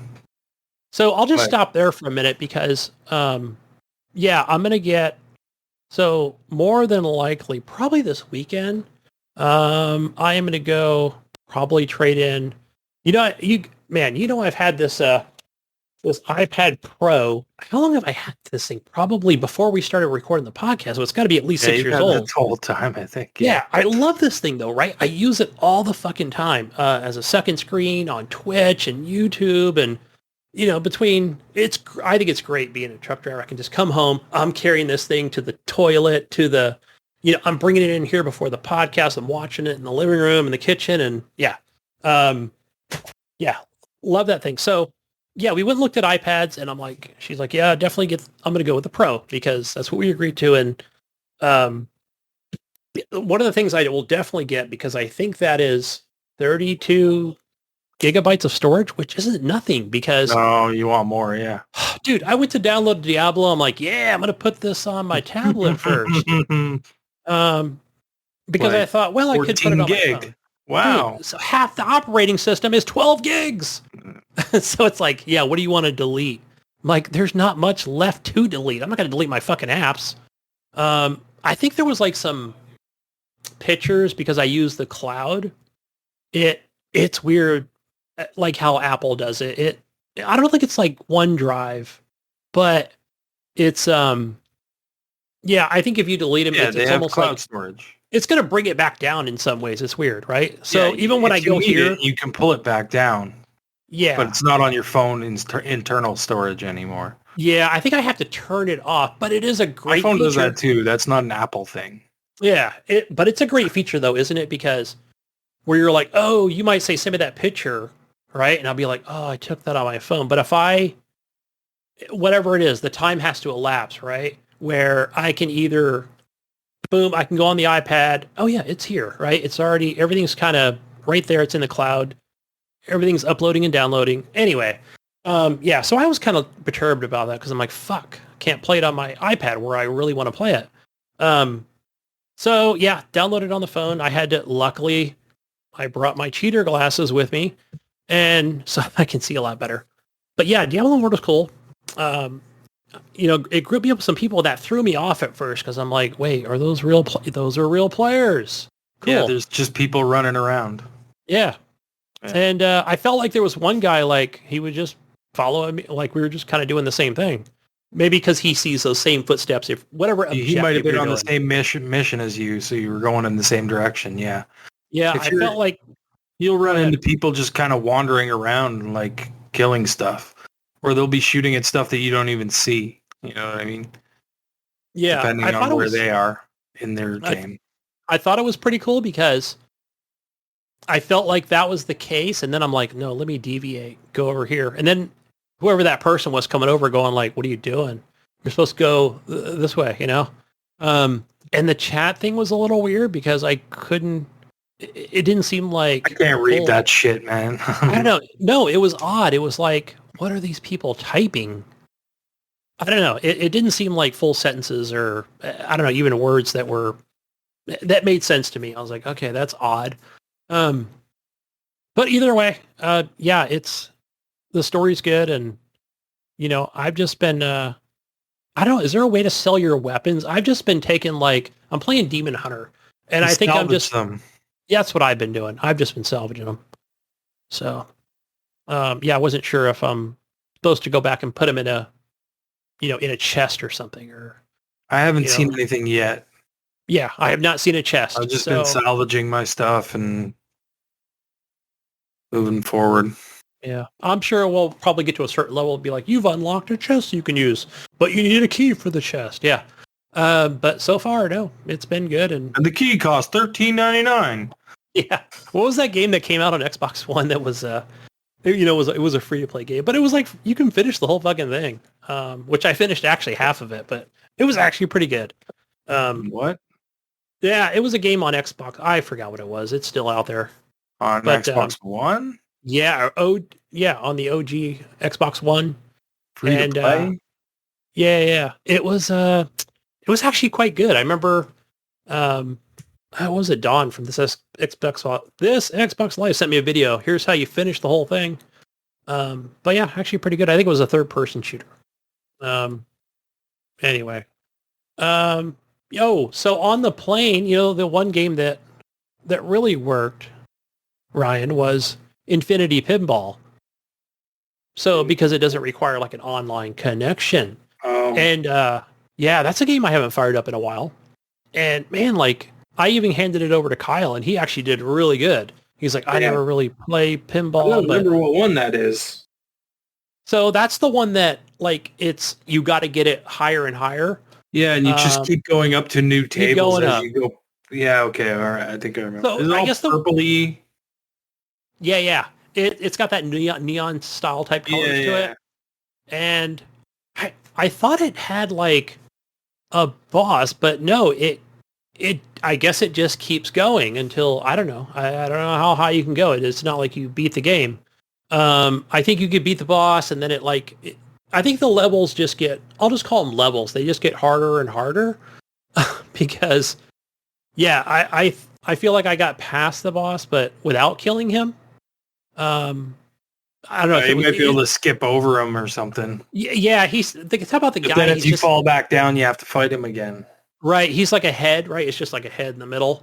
But it has those two things in the upper left and right where if you land the ball in it, that damages the boss. But, and I really thought about just how I like the level design, and each, I guess I'll call them levels, because I like how they'll just put those circular pink round things where you just can't shoot the ball straight up. There's obviously, an object in the way. But eventually you either get there or you don't, right? You either get the ball to the next higher level or not. And you can spend a little time in there and, okay, all right, I got to get by these stupid things. They're not going to make it easier for you. And I like how on the way to I'll just say if there is a boss, on the way there's different objectives in each level where, you collect coins or money or for whatever fucking reason. I think you can buy some shit, like different balls in the game. But yeah, I like those. I like those objectives where it's we're just going to put some tetramino blocks in the middle. And, they're going to reset, by the way, if you don't get them all and get higher, right? It's not like once you get those little blocks out of the way, that's it. They're gone forever. Oh no, they're back. Yeah, it's just all these little obstacles they put in your way, I think it's a unique pinball game to me where, I want to go back and keep playing it, and I probably played that game for, feels like an hour on the plane, but yeah, that's the one go-to game I really like for some reason. Cool. Yeah, but other than that, speaking of microtransactions, BeatStar, the music game. You're still playing that? I still play it every so often. I just, believe it or not, I actually bought a song pack, or I bought stars or coins or whatever they're calling them in the game when I got to the hotel. So I bought a Little Nas X song, Industry Baby. So like, I bought that one. I actually bought a rock song. The hell was it? I even forgot what it was. But it was just, I remember that was like the first one. I was like, okay, I'm going to get that one. It's got my Jack Harlow in there. And yeah, it's cool. I feel like I'm good at the game. I'm not great, but I'm good. Or the game leads me to believe that. And I'm perfectly fine with that. Just make me think I'm good, and getting, I think it's like 6 stars. Is it 6 stars you get out of each song? And, I always get 5 out of 6. So I'm doing something right. Until the game popped up and said, you unlocked hard mode. I'm like, nah, thanks. So I appreciate it. I don't want to try your hard mode. I feel like the regular mode is a challenging enough for me, right? I'm having fun with swipes get me all the time. That was me with Beat Saber. As soon as they started unlocking the higher level difficulties, I'm like, no, I'm good. These are hard enough. I'll stick with this difficulty, thanks. I'll do what makes me feel more good. Yeah, I don't even want to try it. Like, no, I'm good. I'll just keep either replaying, that's what you do, right? You just keep replaying some of the same songs in your library. Trying to get better scores. Right. So, just don't think that just because you bought a song, right, you're going to get those unlimited or you're just going to be able to continue. No. You got to spend, your little coins to continue. It's only 3, but still those are going to add up. Yeah. So, I mean, you're better off. It goes up every time you retry as well. Yeah. So, I suggest just start the game over, right? I mean, start the song over, really. Yeah. I don't know. I've continued a few times. I'm like, no, fuck that. I want to keep going. I don't know if it's not so much the swipes for me as it is just all the things coming down, a little too fast for me, or I'm like, all right, I get a little finger fumbled. But other than that, I do really good. Even whatever you're throwing at me, right? Left swipe, right swipe, double holds.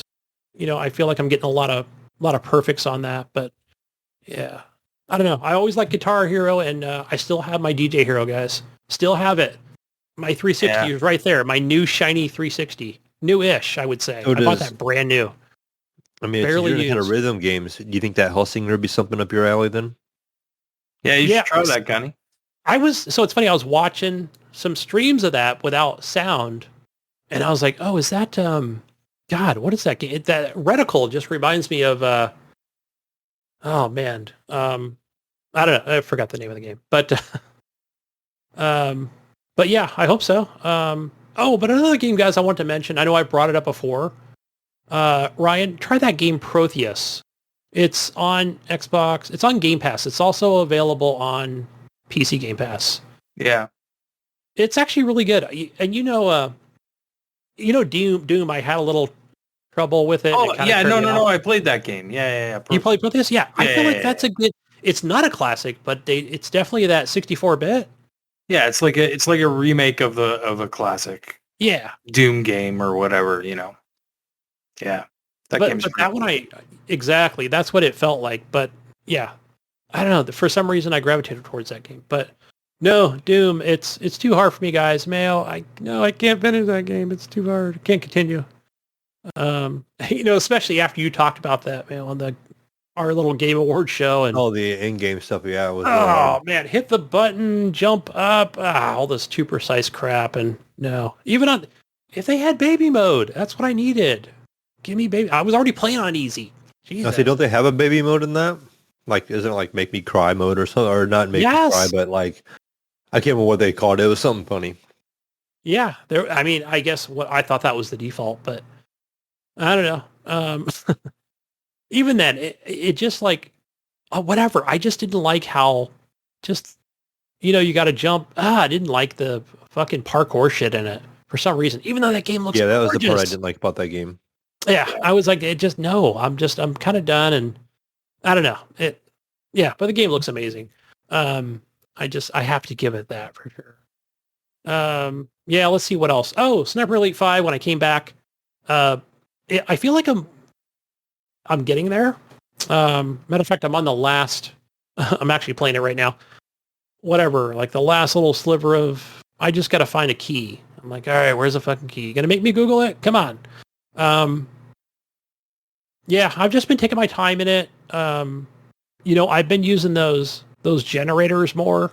You can use them as sound masks instead of just like firing off your weapon using regular ammo. I've like, okay, I'm going to use the high capacity ammo. It shoots further. Use sound mask so I don't have to keep relocating every shot. Make sure I'm marking my enemies so I can come up behind them and, shiv them in the neck and take down those silent kills. So, I love laying down those teller mines, guys. Those are great. I think the best thing about Sniper Elite 5 is where, you'll lay down a teller mine, and it's like, okay, the enemy can't see that or whatever. Like, he just comes and trips right over it, or you even forget you put it down. You're like, all right, I'm just over here scouting out some enemies, and then all of a sudden, all you see is the animation, of the Nazi coming along and his foot going right on that thing. Boom! Like, yeah. Oh yeah, I forgot I put that down.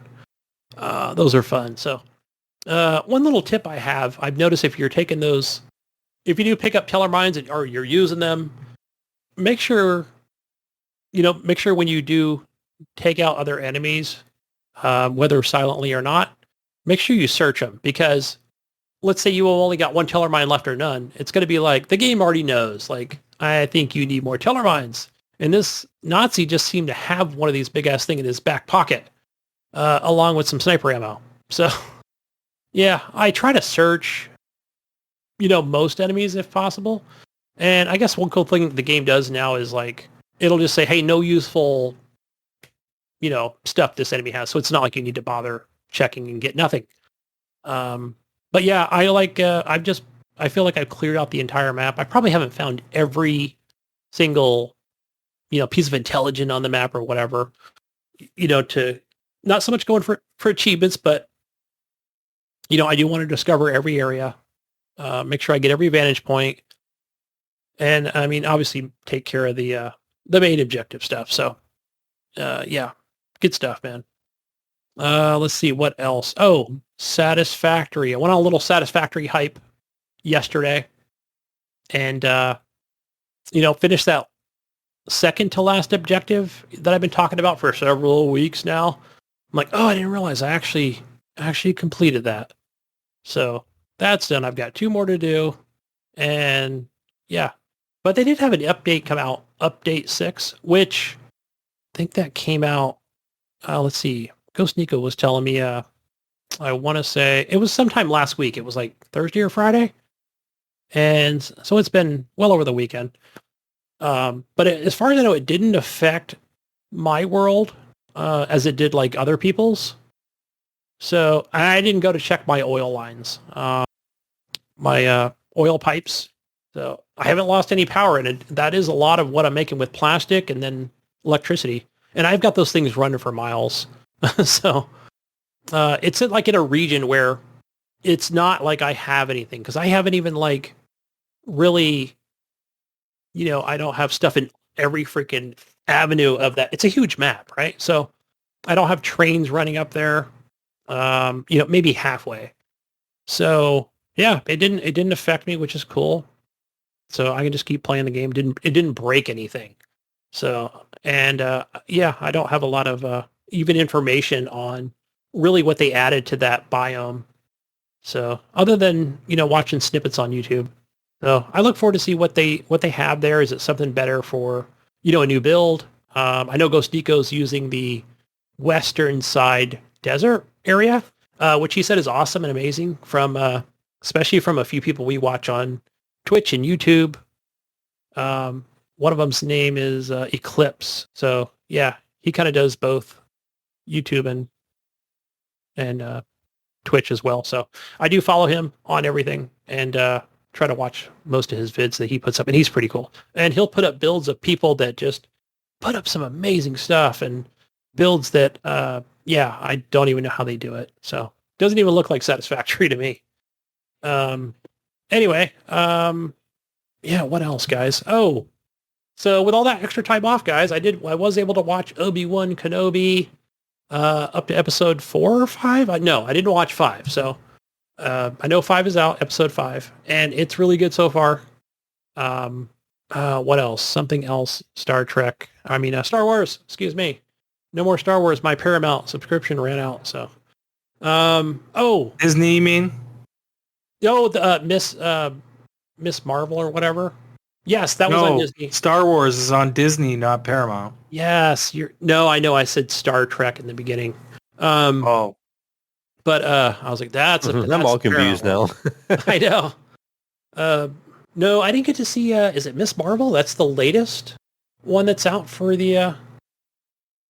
Yeah, I think so. Out on Disney Plus. But let's see. Oh, is it Matrix? Is it Matrix Resurrection? What's the name of the latest Matrix movie?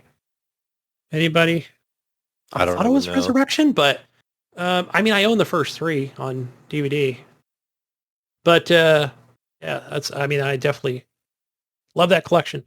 But yeah, the latest Matrix movie, I always want to call him John Wick. I don't know, guys. I kind of just being on vacation and, not everybody's watching the movie and some other things going on, but I just couldn't get into it.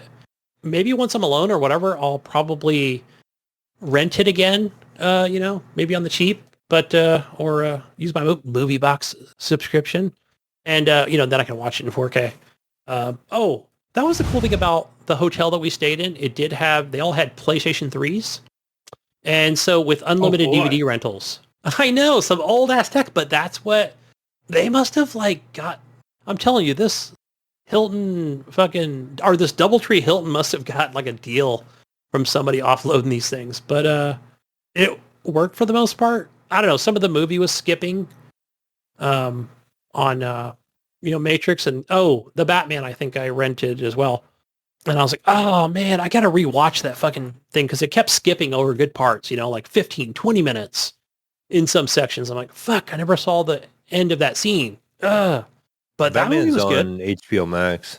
Yeah. Yeah, the Batman was good. Yeah, definitely like a mafia style type movie. And, it's gritty and dark and stuff. I like those movies. Yeah, but it's the Batman. I got to love the Batman, man. Batman and Spider-Man. But yeah, Matrix, guys, couldn't get into it. I don't know. I kind of got pre-warned on, it's just about drugs and, he works at a video game company and all right. But I don't know, maybe I just didn't wait till all the good parts came. But other than that, guys, that's all I've been doing, watching, and playing. All right. Guess what time it is, Jesus?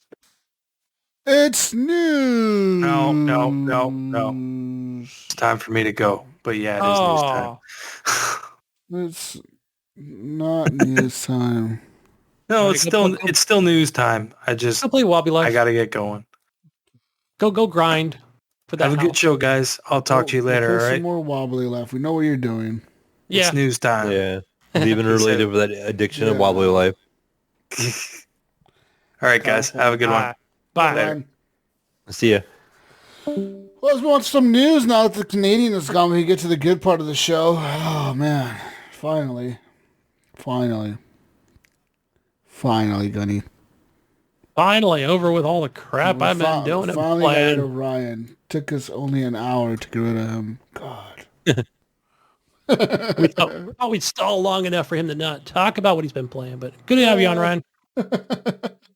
Let's move on to some news here. Mayo, on June 7th, just about a week ago, a little over a week ago, Game Lady Doll released their newest sex doll. Oh. Which resembles Ciri from the popular video game The Witcher 3. There was much anticipation and many rumors about Game Lady's next doll, but no one expected it to be Ciri. The Witcher is a popular series with several novels, video games, and now a TV show, so this decision apparently makes sense in terms of how popular the game is. Game Lady Ciri head is based on her The Witcher 3 appearance, where she plays a kind yet mysterious and badass character. So yeah, this is a full-on sex doll that looks like Ciri from the Witcher 3, guys. If that's what you want. Oh, yes. Don't go to the sweat. Okay. If you scroll down, Jesus, do you do that? Yeah, I scrolled down to that link. Okay. You said. So, yeah, adults only. Yeah, you scroll down on this link, you see everything. Everything. Oh, yeah. Yeah. Click on this. I don't know. Gunny's ordering as we speak. Oh, yes. Oh, my gosh. I got to send this to the wife. Yes, I'm going to do this right now to see if... All right, how do I copy paste? Copy. They said that perhaps the series Yennefer or Triss might be the next dolls they release. What about Yennefer? Come on. As soon as this was sent to us by David Andrew Zek, and so I thought, what about Yennefer? As soon as he sent that to me, I'm like, all right, there's no yen. Okay. I'm looking up the cost. Okay. This talks about a new head. So is it like I guess you already have the body? Do you just attach the head to it? So when you order it? I Googled it, Gunny, and okay. Yes. So apparently you can you can attach the head to other dolls, but Gunny, the basic price for this sex doll starts at $2,579. Oh, I'll have to finance this head. So it must be like an actual fucking sex doll, and it must be like a fucking a life-size model or something. So, okay, there must be more to this as far as it's probably like, oh, we're just going to assume you have this model sex doll, and then, so there must be like an option. There must be another website we can go to not that I'm going to go to, but so fans. I'm looking at because right now in this website, it has all like the dimensions or whatever, the size of the doll. So the doll stands at 5 feet 5 inches. Oh, so 168 centimeters. Yeah, that's 5 feet 5 inches. Okay, that's what I thought it was. Yeah, so it's like an actual life size fucking thing. So that's probably why it costs so much. I want to read this. I have to read this. I don't know. Don't want to read it. No, it says here that it. Okay, so the 5 feet, whatever, you get a close-up view at the vaginal style. No discussed in previous post. Yet this is another surprise and well-sculpted head by Game Lady. I was expecting more characters from more recent games, but Siri works too. Perhaps The Witcher's Yennefer or Triss. Boom! This person's on the same page as I am. This guy must buy these dolls or something. I don't know. I was never expecting anything like this. It just popped up. I'm reading this. All right, guys. I don't pick this for the listeners listening. They're like, "What the fuck is Jesus reading?" Listen, I don't put this news in here. Movie. I just read whatever Gunny puts in here, and this is the first thing Gunny puts in here is a fucking sex doll from a video game related. Okay, Gunny. It's video game related. You guys can buy this at a website called the Moon Doll. Go buy now. Okay, I didn't say where to go. I'm telling them where to go now, but we might as well tell them now. We got them interested, Gunny. Go buy it. Moondoll, whatever is the website. Moondoll.com, guys. Buy me a Yennefer one when it comes out. Send it to Gunny's house. I want the Yennefer head. I'll let you know what model I get. In other news, the past 18 months have seen a significant number of blockbuster games being delayed as large studios have now struggled with disruption in their production schedules caused by the pandemic, partly caused by a change in working environment, but also a rise in competition for any experienced staff. The situation has seemingly affected live service games with many titles such as Halo Infinite and Battlefield 2042 delaying post-launch content and stretching the gap between seasons to as much as 6 months now. Inflexion CEO Aaron Flynn, best known for his 20-year career at BioWare, said he believed players are mostly fair with their response to development timing, but claimed that many developers had overpromised in terms of what they could deliver with a certain time span. He said, quote, I think players are ultimately pretty fair. They want games to be great, they want them to be polished, and they want experiences to be respectful of their time. I think our industry has underdelivered and overpromised on some of those things. A lot of the times when you see disappointed players, it's often because a studio or a team has set an expectation that they cannot hit. I get that. I can relate to that. Of course you can. You fucking fucked up Andromeda, you assholes. Yeah, that was a major turn. Man, and that game was not optimized on console. The CEO has said his Inflection team, which also comprised of many other BioWare veterans, he says that they have learned valuable lessons from their past work and agreed that the developers needed to be more transparent, especially in a post-pandemic industry. He said, it's about being honest about this stuff and just saying, this is where we're at. Some of these things are hard, and we'd rather spend a little longer giving you something great than something compromised earlier. Again, I think the vast majority of players want that too. Players have so much choice now. They're going to go play something else in the midterm if you don't have any content. And that's a good or a bad thing for certain studios. Their debut title, the shared world survival game of Nightingale, is now scheduled to release via Steam Early Access in Q4 of 2022, one of the few major titles currently on the release schedule for this Christmas. Yeah. Anyways. Yeah. Sorry, I had to sneeze. Oh, man. Oh, man. Stop it. Allergy seasons. In other news. The Quarry reportedly started life as Signature, a Stadia title before Google downsized its gaming operation. That's right. Earlier this month, developer Supermassive Games released Assumptions slasher horror The Quarry on PlayStation, Xbox, and PC in collaboration with publisher 2K Games. But a new report has now claimed that the game was originally a development title called Signature for Stadia before Google made the decision to downsize its gaming operation and send the project somewhere else. Stadia, of course, launched to much fanfare in 2019, and part of Google's promise to early adopters was that the service would bring its own console-like exclusives from both first and third-party studios.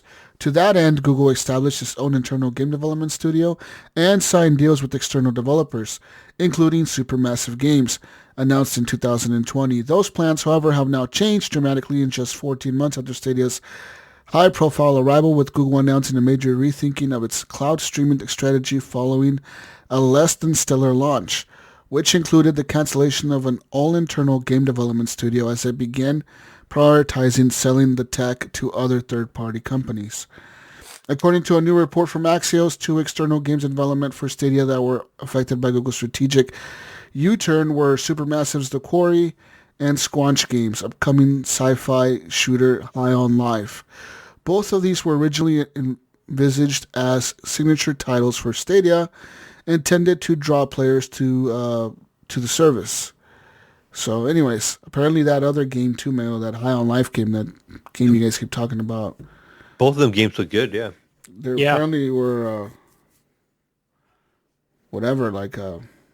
like a Stadia exclusive almost. I would say exclusive, right? Or timed exclusive at least. Yeah. Have you guys looked at The Quarry? Have you guys had any interest in that game? No, a little bit. It's like horror. I'm not into horror that much, except Resident Evil. It's like one of those movie games, right? Yeah, it's like one of the movies games, except for I think you have a little more control. Like you actually move the character around, and I know you got to make a lot of decisions. And I think whatever decisions you make can change the outcomes of who lives, who dies, kind of things. So a lot of different possibilities and a lot of stuff can happen. I guess it's a good couch co-op game. Like you can play with a significant other or something like that. Guess be that one would be a good game that people would ask to get their wife a game or something like that. Might be a good game to sit down with them if they're into the horror kind of games. That might be something you might be able to sit down and do. If it's from the trailer that I saw, or like at the was it at the Xbox showcase? I think is where they showed it. But it almost looked like something like, I don't know, is it like Quantic Dreams? Is that who made Detroit Become Human and the other? other game. It did look like it was at least similar to that. I don't know. I could be wrong. There's another one out there that I know that Bill Gardner was talking about as well. So I think they made it as well. But yeah, I don't know. I'm not ruling it out that I won't play it. So I'm sure I'll check it out. In other news, Diablo Immortal apparently has now, within 2 weeks of launch, has generated over $24 million in consumer spending. This is Activision Blizzard's free-to-play dungeon crawler, was developed in partnership with NetEase, as reported by Pocket Gamer. Revenue for the game has been nearly equal on both the App Store and the Google PlayStation storefronts. Apple consumers generated $13 million, and players spending on Android spent about $11 million. In terms of revenue breakdown by country, the United States accounted for 43% of Diablo Immortal's earnings, where South Korea was in second place at 23%. Japan accounted for 8%, and Germany 6%, and Canada made up 3% of the spending on the game. Oh, see, that's Ryan over there. Ryan's at 3%. Ryan's at by himself. And that's like left. He saw this news article in there, and he's like, "Oh shit, they're on to me. I gotta go." He's like, "Hey, I'm that 1%. I don't know who the other two guys are." People. Despite the financial success, Diablo Immortal did not release in Netherlands and Belgium due to loot box restriction laws. Yeah, I remember that. I remember. Was it? I'm trying to think. It was Netherlands, Belgium, and some other country. So when I was on that little tour bus tour in Hawaii, the several 19-year-olds that were on there, they were all playing it. I was like, yeah, all playing Diablo Immortal. But I wonder so NetEase, isn't that another Activision company owned by them, or no?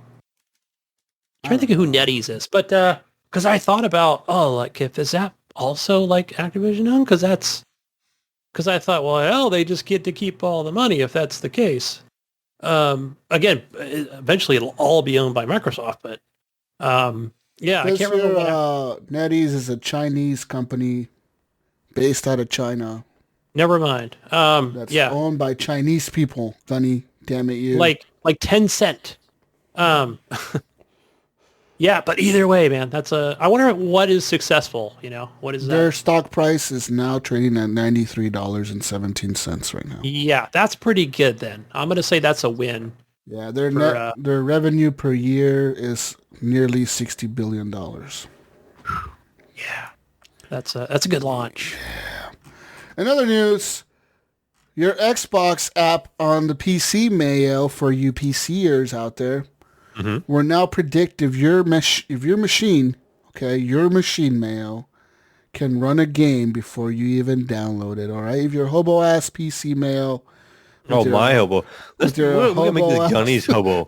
Gunny's hobo PC. I'm a little more hobo. I'm a little 1070 Ti over here. With a hobo ass shit over there, Gunny. You fucking hobo. I do have an i7, don't I? I don't know. Microsoft is now rolling an updated version of its Xbox app for the PC that includes an at-a-glance indication, Gunny, of whether your machine will likely be able to run a game before you even download it.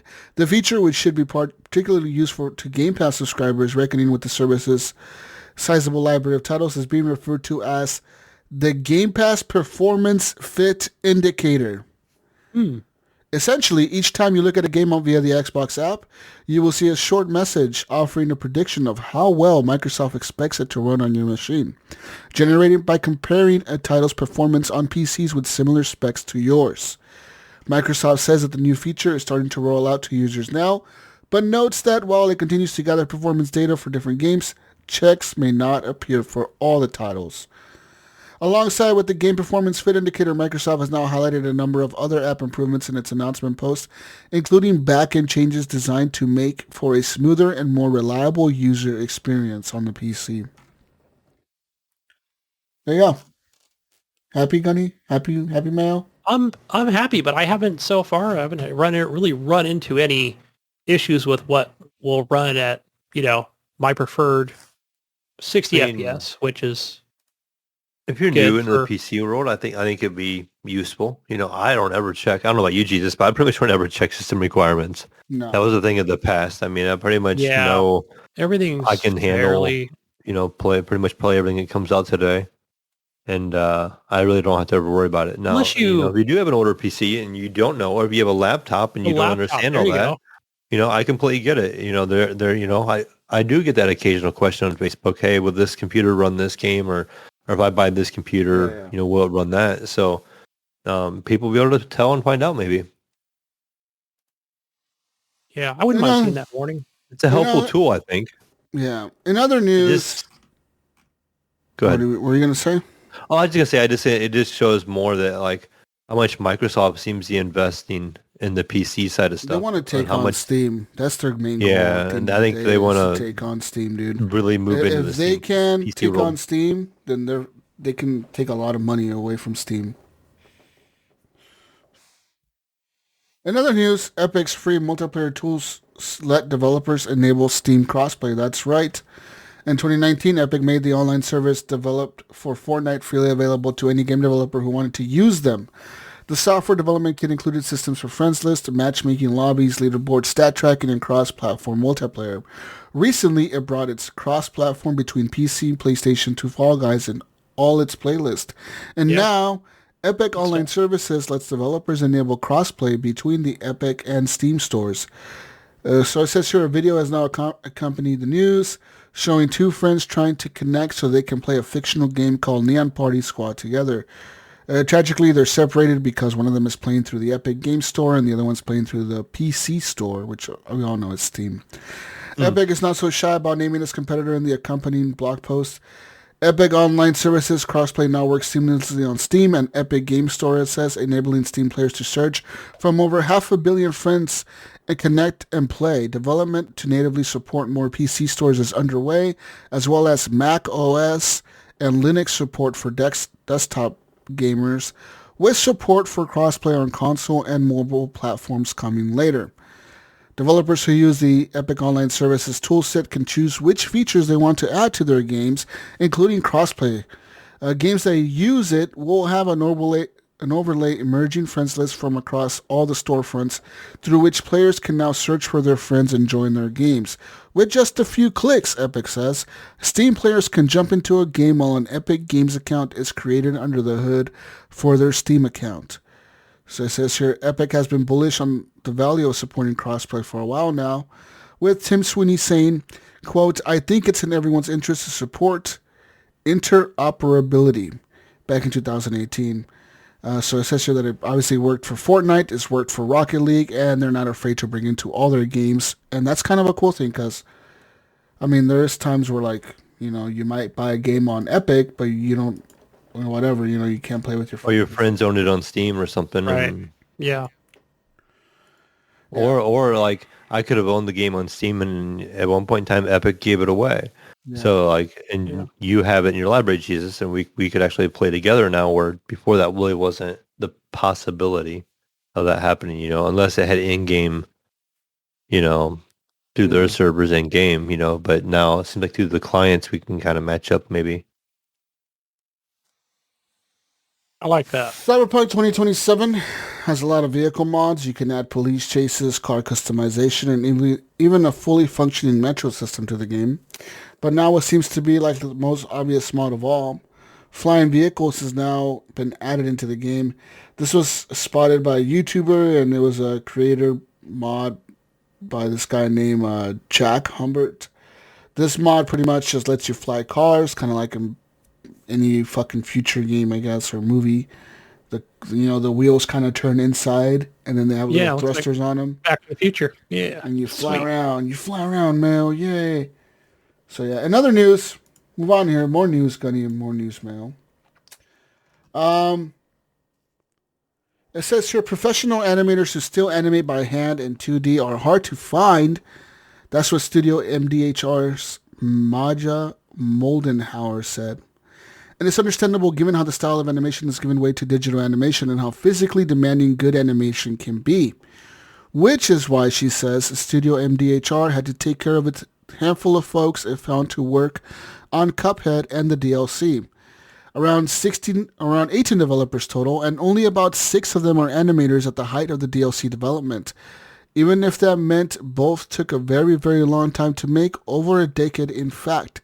She said, quote, "It's hard to find people. The number one thing, especially through COVID, was keeping everybody happy. This is video games. Take your time. Mental health needed to be at the forefront. Taking the space and the time that you needed, especially over the last 2 years, where like if it takes longer for the game to come out, it takes longer. Who cares? If we're going to risk it all, it's going to be a company that we're proud of. It's going to be a company that is all the things, an amalgamation of all the things we've always ever wanted. Respect for each other, love and support, things that we didn't receive in our other past jobs. Well, we did, but at the end of the day, there was a bottom line." It says here, they're not worried about the possible financial success of the Delicious Last Course DLC.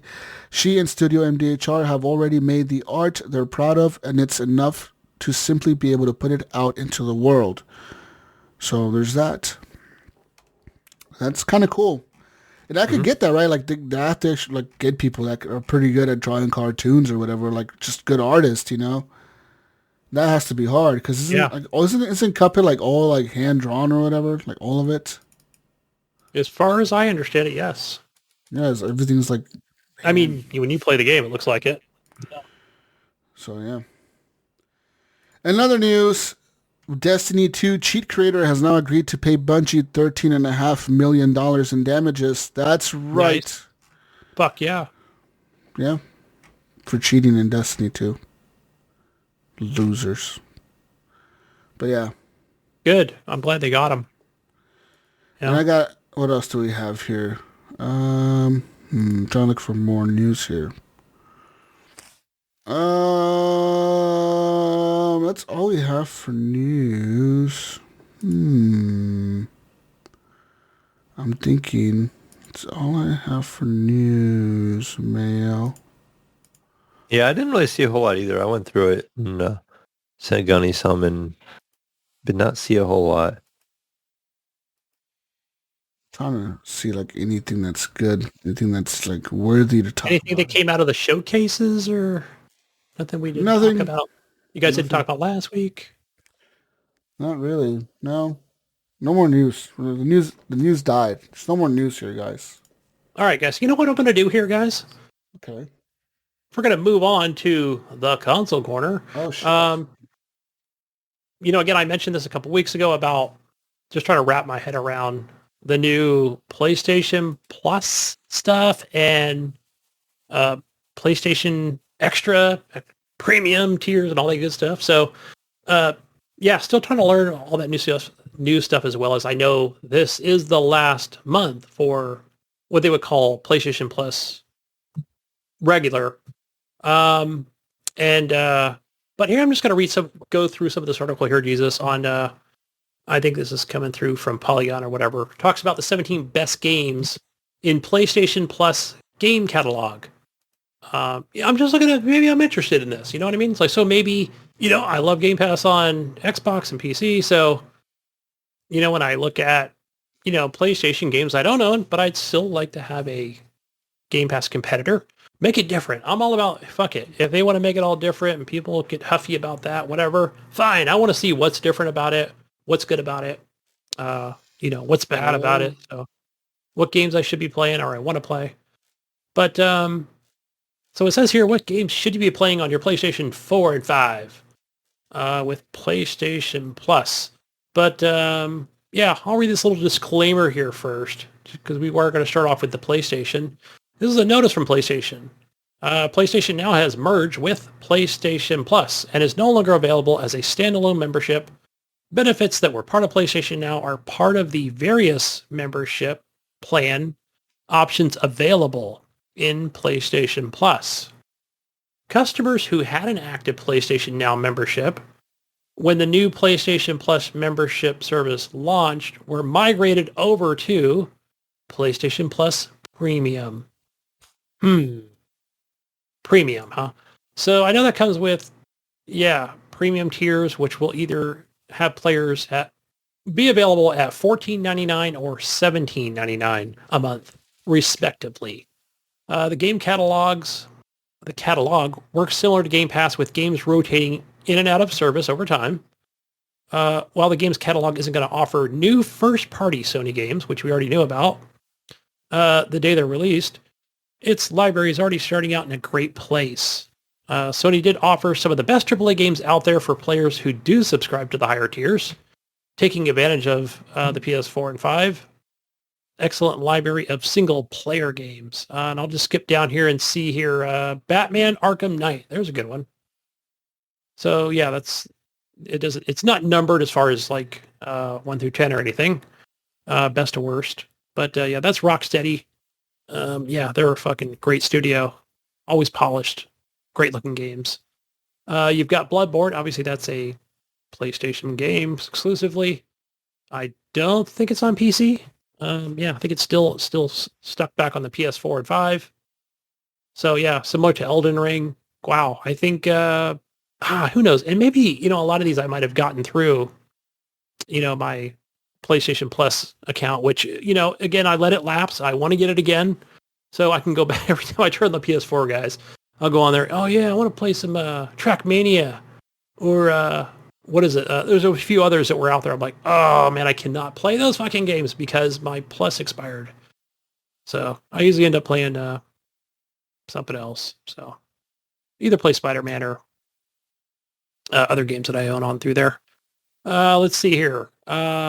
So we talked about that. We've got Celeste. I never played Celeste. I think I remember I was working a lot and just playing something else at the time, but I hear that one's really good. So it's not I don't know, it does say it's a hyper difficult platformer with a smorgasbord of worlds. Did you play that, Mayo, at all? That Celeste game? No, I know what it is though, but I did not play it. I heard that you can make it a lot easier if you want to. So, and I thought that's cool. I'm pretty sure that's the game they were talking about. That, yeah. So you've got Control Unlimited Ultimate Edition. Amazing game. Would definitely recommend playing Control. I never played any of the DLC, but start to finish was great. Death Stranding Director's Cut. There you go. Game's on the cheap, but I'm like, I don't know if I want to buy that on PC, or even PS4. I'm like, I just keep humming and hawing over that game. So yeah, that'd be another game I'd be interested in. You've got Doom 2016. There's a good one. I've definitely finished that game. That one's awesome. That game's not hard, at least in my opinion. It wasn't hard playing it on normal mode. You've got God of War. I think it doesn't say if it is. I think it's 2018, right? God of War 2018. Another great game. Ghosts of Tsushima. That's another amazing game that I actually do own. You've got Hollow Knight Void Heart Edition. So never really got into the Hollow Knights. I think I tried it for a minute. I was like, no, I think I'm just gonna go play. Yeah, I can get into that one either. That's one they showed it. When that one they shown at the Xbox event too, and I was just like, meh. Yeah. So not into the Hollow Knight. Is it gonna be like Hollow Knight 2 or whatever? They'll probably just give it a different name. But yeah, that's gonna be there. Marvel Spider-Man and Miles Morales. There you go. I never played Miles Morales, right? I own Spider-Man, but not Miles Morales. That's not Jesus. I don't know if you know this or not, but maybe you'd be the one to ask.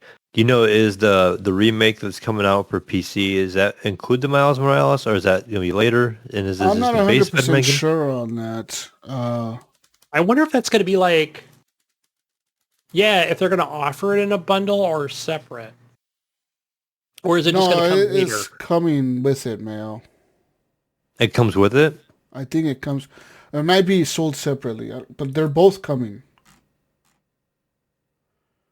No, that's a separate game at $30, right? So they'll probably going to assume they're going to sell it as a bundle together. Oh, right. As far as when it launches on PC, yeah. I'll bet probably come at the same time. Okay, wait, no. Two different games. You have to buy them both, Mayo. But if you buy the Spider-Man game, that will come with the City That Never Sleeps DLC, which is the 3 extra DLC chapters for Spider-Man himself. The first Spider-Man, right? Yeah. And that's the chapters with where he plays with the where he plays where you play as him, but he's partnered up with this chick who's she's like a villain hero almost. She's the equivalent to what the fuck Catwoman is with Batman. You know how you know how Catwoman isn't really like a good person, but like Batman somehow still fucking helps her out and shit. Batman likes to kiss Catwoman. Yeah, they have like a thing going on. That's kind of be all that bad. That's kind of like the character that you play with. You don't play as her, but you play like in her world or whatever. Gotcha. Yeah, I'm looking forward to that one. So that's gonna be a day one buy for sure. I'm probably gonna buy it too, honestly, because it's probably gonna run so fucking good on the PC, dude. Oh yeah, I mean, I would assume. You could probably like fucking boost up all the textures and the draw distances and the frame rates and everything. Like that game is incredible, dude. I fucking love the Spider-Man games. It's crazy to know that like Microsoft passed up on those games. They were like, no, we don't want Spider-Man. This sounds stupid. Right. You know, like they straight up passed. I think when they passed up on, what's the name of that studio now? You know, when they did the exclusive, game that they had on there, I bet it was a surprise to Microsoft when Sony's like, yeah, we just bought the developer. Yeah. They were like, oh shit, there goes our Spider-Man. Or maybe they were thinking like, no, that's going to be like a Marvel thing. They can't take Spider-Man with them. Sure enough. Did you know that back in the 90s, Gunny, or Michael Jackson, you know who that is, right? That little pop star guy. Yeah. Michael Jackson, Gunny, was such a marvel. Like, he was such a Spider-Man fan, all right? This motherfucker loves Spider-Man. He was actually going to be Spider-Man in a movie in the 90s. Like, a Spider-Man movie was going to come out. And he was going to be Spider-Man. He was going to be fucking Spider-Man, dude. So this motherfucker was so obsessed with Spider-Man, he actually went up to Stan Lee and told him, I want to buy Spider-Man. And Stan Lee was like, bro, I don't think we could sell you Spider-Man. Like I don't own Spider-Man. Marvel does. The company does. And he's like, okay, I'll just buy Marvel. Yeah. Hey, he had the money. You figure he had the money at the time because Michael Jackson bought, what was it, like the rights and catalog to the fucking, not the Who, but the Beatles. The Beatles music. I think, and then it was like a dispute between him and what's his name, one of the singers from the Beatles, that Paul McCartney. I don't know the whole story, but it was like, what the fuck, I was like, he just bought like the catalog, like he owns the songs. It's crazy. Yeah, because apparently back in 1996, Marvel filed for bankruptcy because comics fell off so hard or whatever that like they didn't have a lot of money coming in, so they didn't know what to do. They didn't have any movies going on and shit. So Michael Jackson was like, yo, I want to be Spider-Man, motherfucker. And they were like, well, we don't want to cast you as Spider-Man. You're too old. You're like 30-something years old. They're like, Spider-Man's like a teenager. And he's like, okay, if you don't want to make me Spider-Man in a movie, I'll just buy Spider-Man and then I'll own Spider-Man and I'll make my own movie as Spider-Man. Yeah. That's crazy. And then he went to Stan Lee and told him, I want to buy Spider-Man. And Stan Lee was like, I don't own Spider-Man. Marvel does. And he's like, okay, then I'll just buy Marvel. What a fucking crazy. Can you imagine like how different Marvel, like everything we know about Marvel now, how different that would be if fucking Michael Jackson owned it? Like we wouldn't get none of the Marvel shit we have now, dude. None of it would have been there. He would have had it all like in his fucking theme park or whatever he had at his house. Oh, right. He would have kept it all exclusive. Yeah, he would have kept it all for himself and his kids and shit. Like, you'd have to watch it on the Michael Jackson network. He'd probably make his own. Yeah, we'd be subscribing to that. Yeah, because he felt the only way that they were going to put him in a movie as Spider-Man was if he owned Spider-Man, so he wanted to buy it. He wanted to own the Spider-Man franchise. That guy had some mad money, guys. Because when we were on the little bus tour in Hawaii, the driver, the guy was full of knowledge. He was like, yeah, Michael Jackson stayed here one time at whatever it was. I don't know, the Hilton, Ritz-Carlton. Oh yeah, like he basically rented like the whole top fucking penthouse, like the whole thing. He just rented the whole floor for a couple weeks, and obviously he was on tour and like, oh yeah, they had it like just, yeah, I'm sure he was probably spending, that was probably at least 50 or 100,000 at the time that he spent on that. Who knows? I bet they comped it. You know what I mean? Like if you're touring there, yeah, I don't sit there. Famous. They're going to charge you the premium amount, right? Yeah, you're fucking famous. But still, I'm like, man, that's just crazy amounts of money that guy, even his estate now, right? That he's been passed away for so many years now. I mean, yeah, he was rich as fuck, dude. I mean, it says here that his highest net worth ever was roughly like $825 million. But it also says that he probably spent way more than he ever owned. Yeah. Because he loves spending money on crazy shit like buying Spider-Man. Yeah. I don't know. I know he owned other music IPs as well. You know how much he paid for the Beatles? You know how much he paid for the Beatles? No, there was no internet at the time. I remember when he got it. Yeah, well, how much do you think he would have paid? I read it in a magazine, guys. A magazine. Gunny and Mayo, how much do you think he would have paid for the Beatles, like the catalog, the rights to their music? When was this? What year? Like 1985. In 85? In 85. It wasn't. That's crazy. How much did he pay for it then? Yeah, how much do you think how much would he pay for it? No, how much do you think he paid for it then? Like 1985 for the rights to their music. I'm going to throw out a random $2 million. $2 million. I was going to go with $2 million. You know what? Let me go with $3 million. $47 million. Damn. Oh, wow. What would that be worth today? What would $47 million be today? It would probably be like $100 million or something, dude. That's a lot of money. $47 fucking million just to like own people's music. Like I own that now, motherfucker. It's my shit. That's nuts. But yeah, I said when he died and all that, like when he died and his family or whatever went through like his estate, at the end of the day, it says that what he left from like after he died apparently was well over $100 million. So yeah, still a lot of money. So young, guys. So young to see, that man. But anyway, guys, off on a tangent here. Back to PlayStation Plus Premium Pass, whatever you want to call this thing. So we had Outer Worlds. Yeah, I never played that game. I don't know if I ever would again. I think it came to Game Pass. Maybe way back several years ago. But another game called Prey. Prey was good. That's I think that's Arcane Studios. Remember, I was like the only one on the podcast that played that game and bought it and really enjoyed it. I enjoyed Prey. It might have been before I was on the show. I did enjoy that game. Arcane, another great studio from was that the Bethesda group there that Microsoft now owns. But Returnal. So that would be what, just on the PS5, I assume? Yeah. So there you go. You do get to play. So I don't know. I mean, there's that time lapse, right? And I think we're going to see how this thing shapes up with this going forward with their Game Pass. But Tetris Effect, that's not for me. I like Tetris, but yeah, not into the whole Tetris Effect thing with the music. It doesn't do it for me. Maybe on the phone. But yeah, just not on console. It didn't seem to work well.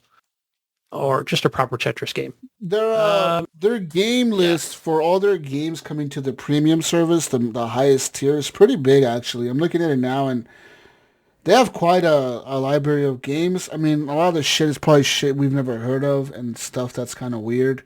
But it's a big library. Like, if you don't own a lot of games on your PlayStation and you're a member of this, you're going to have quite a bit of stuff to play from the get-go. If you're a premium only premium, not plus or extra, you have to be premium. Plus is still the hobo shit. You only get the 2 free games a month. Extra is the hobo shit plus a little more, I think. And the premium is the one where you get everything, like a full PS4 library, a PS5 library, and a bunch of other games. And the PS5 library, Mayo and Gunny, is pretty decent, man. Like, they have, like, obviously it's not brand new stuff, but they have, like, Assassin's Creed Valhalla, Death Stranding Director's Cut. They have Ghost of Tsushima Director's Cut, Ghost Runner, the Lawn Mowing Simulator. We all know that's a game of the year. Yeah. They have that's a toss-in. They have Marvel's Guardians of the Galaxy, Spider-Man, Miles Morales, but they don't have the other Spider-Man. Just Miles Morales, which is really weird. They have Returnal in there, and Saints Row the Third Remastered, Wreckfest. So a lot of these titles we've seen before, and we've probably seen them for free. But I mean, I guess they're there if you don't have them. I mean, I don't think this is really a Game Pass killer as people think it is. I just really think that PlayStation, the reason that this is getting so much hype for it and so much like fanfare, it's just the fact that PlayStation is more popular than Xbox right now. It's just, that's the fact. Yeah. And as much as you may not like it, Gunny, because you're an Xbox, or as much as the Xbox fans may not like it because the Xbox is the most powerful system in the world, Mayo. I get it, Mayo. Mm-hmm. Okay? I get you like power, Mayo, okay? Listen, just because your Camaro is really fast, Mayo, does not mean it's more popular than a Mustang, okay? Oh, okay. Mustangs are really fast as well. Okay. What about my Dodge, man? But you think about like the popularity of the PlayStation compared to the Xbox. I mean, PlayStation sold over 100 million. It has to be near 100 million PS4s at this point, right? Yeah, it's past that. Exactly. They passed that a while ago. Yep. Yeah, I mean, 116 million fucking units they sold since Lifetime. Yeah. Like, you think about the popularity of that compared to, like, let's look at what Xbox sold. Probably 80 million. Yeah, I mean, it's going to affect a lot of people. You know, a lot of people are going to have access to this. And Xbox, okay. Wow, this is a big difference, guys. How many Xbox do you guys think sold? Xbox Ones, including the X, not the series consoles, but the Xbox One X, the Xbox One S, and the Xbox Original. How many do you think in total were sold as of February of this year? Of this year? Of this year. Like from the beginning, from 2013 to February of this year. Total. 20 million. No. 18 million. Higher, Gunny. Okay, I was being going to say like 45 million. All right, Gunny, Mayo's pretty close. Mayo, you're really close. Mayo wins, Gunny. You're fucking fired, Gunny. You did not get the prices right, Gunny. You did not get it. Mayo got it. Mayo, they sold 50.5 million units. So right under 51 million, like 50.5 million, over 50.5 million. So that means that PS4 outsold them like 2-1, almost 3-1. Yeah, pretty close to 3-1. Fuck. Yeah. That is like a staggering difference, man. That people like, and that's why people are always like, well, why is PlayStation getting all this love and all this hype for the fucking premium shit? Because it's shit. And I agree, it is shit compared to Game Pass. But when you think about those numbers, 116 million to 50 million, it's a big difference. Yeah, and I always think about this too, where this thing is just taken off the ground. And who knows? Maybe, who knows? Yeah, maybe in a couple years. Maybe in a couple years from now, right? Because we've had Game Pass for a few years now, right? It's been 5 years. Damn, it's been 5 years since Game Pass? Wow, that's what I was getting ready to say. They just hit their anniversary end of May. You believe that? Holy shit, 5 years? That's a very long time. Okay, well, you think about that. Okay, imagine what PlayStation can do in 5 years. They'd be at this stage where they're releasing day one party games, and like they're making these crazy deals, these exclusive deals, and they're buying all these studios up because they're making all this extra money. Like, it could be possible that instead of talking about Xbox 7 years from now being this thing that's on every TV, we're talking about PlayStation being the thing that's on everyone's TV. I think we'll kind of revisit this in a year and just see how their PlayStation. That is until Nintendo comes out with the Nintendo Pass. Oh, yeah. Nintendo Pass! Nintendo Pass gonna get all the boomers with their Super Nintendo games. You can play all the Super Nintendo games. They kind of have a little mini version of that in the Switch now, don't they? I mean, you pay for the online and you get all those old Nintendo games. But as far as like a true not pass, a very big library, no, it wouldn't happen. You know what? It might be easy for them. It probably would be because they own the rights to all that shit, dude. Mm-hmm. And they obviously have the ROM type stuff because they already got it running on the Switch. Yeah, and they got emulators. They could probably just fucking make some stupid app that runs off of some fucking emulator, Gunny, and be like, all right, Boomer, you want to play your fucking Super Mario Bros. Game? All right, you can do that. Pay us $10 a month or $20 a month, and you can access all your Nintendo library since like 1989, Gunny. You can access all your Nintendo library since then. It's all there. All the exclusives are there. We're giving to you right now. Everything. And they've traditionally not charged very much either, because what my Nintendo Online membership was only like $24, $25, and that gave me all the Nintendo games, or the some of the big hitters at least. Your Mario 1, 2, and 3, and Zelda and the Zelda 2 and all that kind of stuff. So. All right, guys, I got it here. But first of all, Mayo, you remember well over a year ago, I asked you that question.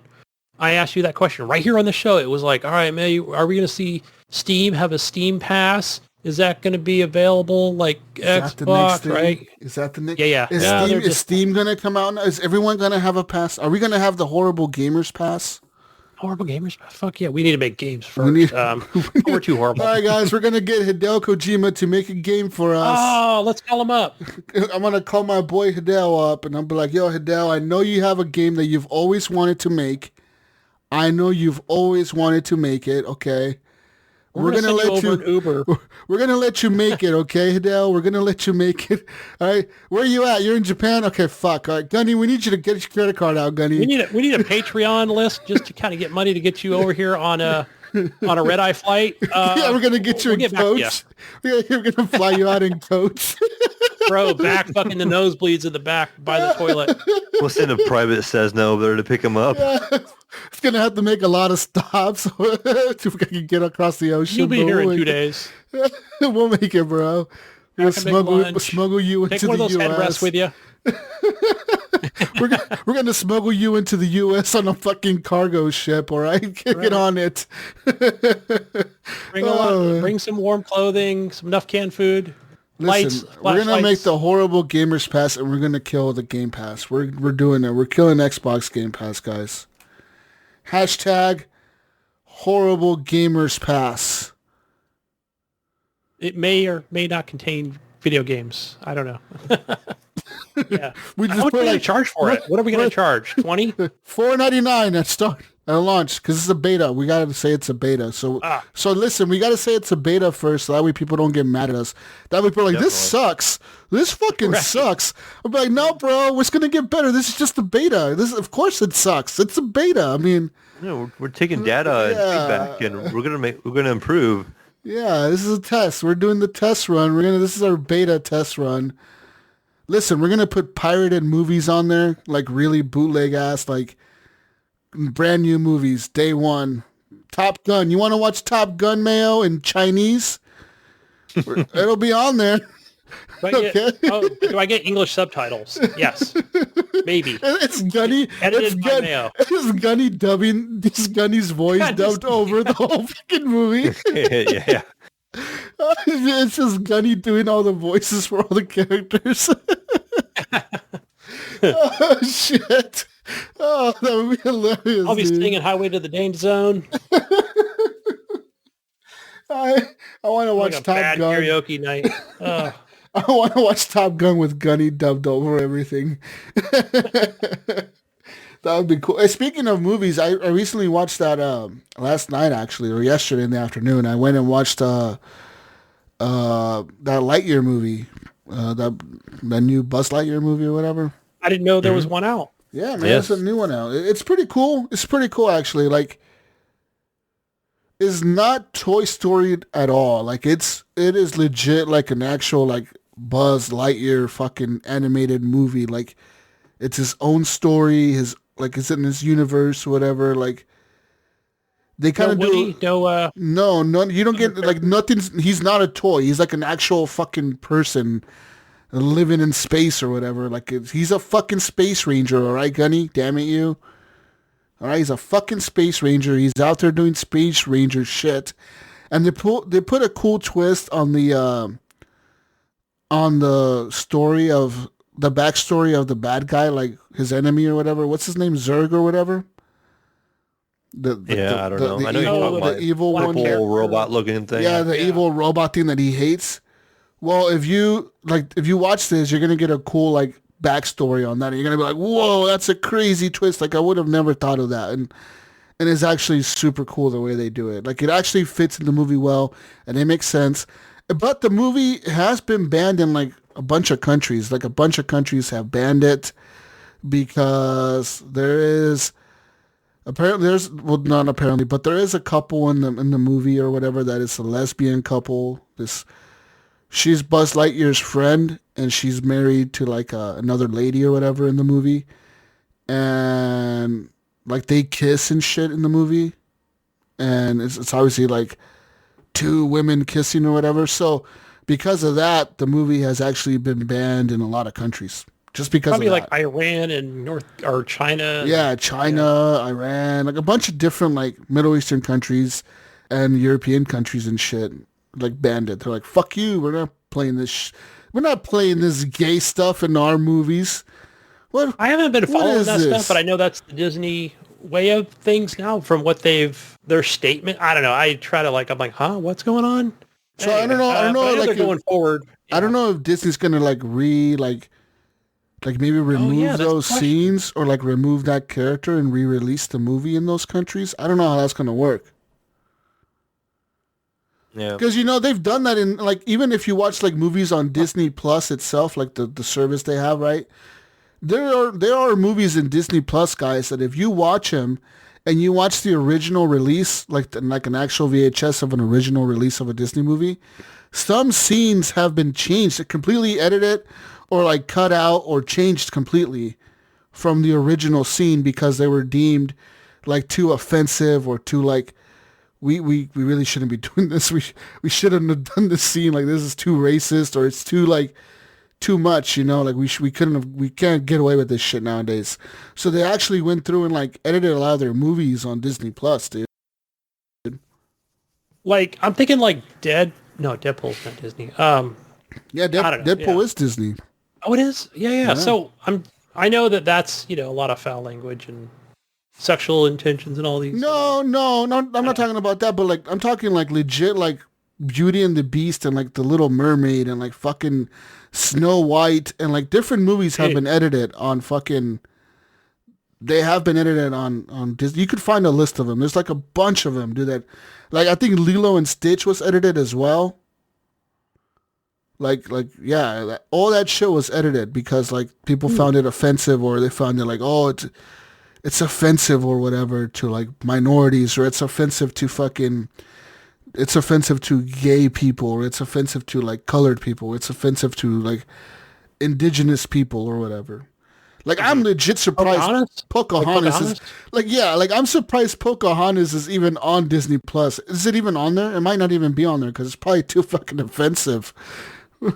You know what I mean? Like it's crazy, man. Like a lot of the shit, like legit, they don't really talk about it, but they do it, and like people, they never like announce it. But when people watch the movies and you can go on YouTube and like find people pointing this out, be like, look, this is the original, and this is the new one. Like, look at the difference, and you can see the difference, and you're like, wow, like I would have never noticed that had they not pointed it out, but now that you point it out, it's pretty fucking obvious they changed that or whatever, Yeah. It's kind of crazy. Yeah. Yeah, as the world changes, so do media companies, video game companies. Yeah. But yeah, I'll just sum it up here, guys. I know we talked a lot about it. PlayStation Plus, I assume it's the last month of Plus. You get the God of War PS4, Naruto to Boruto, Shinobi Striker, and Nickelodeon's All-Star Brawl, PS4, PS5. Moving over to the Xbox land of things, Games for Gold, you get Haven Colony, which is an ongoing all month, part of June, and Project High Rise, Architects Edition. And your backwards compatible game is called Rascals. That was a cute little arcade game. I feel like I bought a lot of those back in the day. Like, oh yeah, I played all those. Rascals is good. I think that came out around that time. They had that Elo Milo game, another puzzler type style platformer. Another good game. Let's see, moving over to Xbox Game Pass. We've got the Turtles, Shredder's Revenge, which Ryan has finished. Again, available on PC and Xbox, as well as Assassin's Creed Origins. As far as I know, this might just be just on the console itself, on your Xbox devices. So yeah, I don't know. I want to try this out. I know that I really loved Origins. I finished it, completed it, loved it, but it has a 60 FPS boost. So instead of your OG 30, so might look even more amazing running it on my S, even in 1440p with checkerboarded 4K. Too bad I don't have it. I have my OLED TV here, but yeah, check those two games out. Even though there's a lot more shit that's unveiled, but those are the top two that I saw.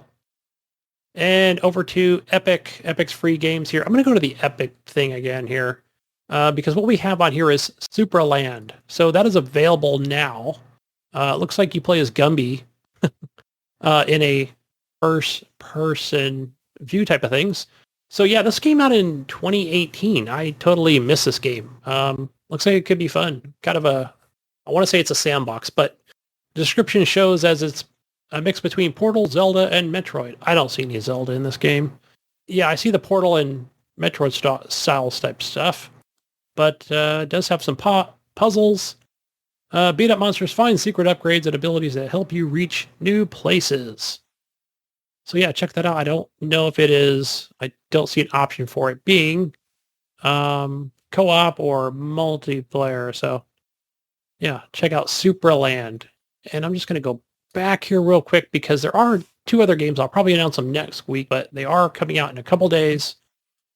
Matter of fact, on June 23rd, both of these games come to the free part of Epic Store, and that is a Game of Thrones, the board game. I think I bought this. I really enjoyed it at the beginning, and then I was like, man, I don't know. I just can't get into their fucking, card game. Just can't get into it. Sucks for me. Not a big card game fan. And also Car Mechanic Simulator, Mayo, the 2018 edition. It looks like some muscle cars in there. Yeah, I've never played any of the Car Mechanic Simulator games. Something I've never really. I see a Trans Am. I don't see a Camaro in here, but there probably is one. They're like one and the same. The Trans Am's Camaros are like one and the same. Yeah.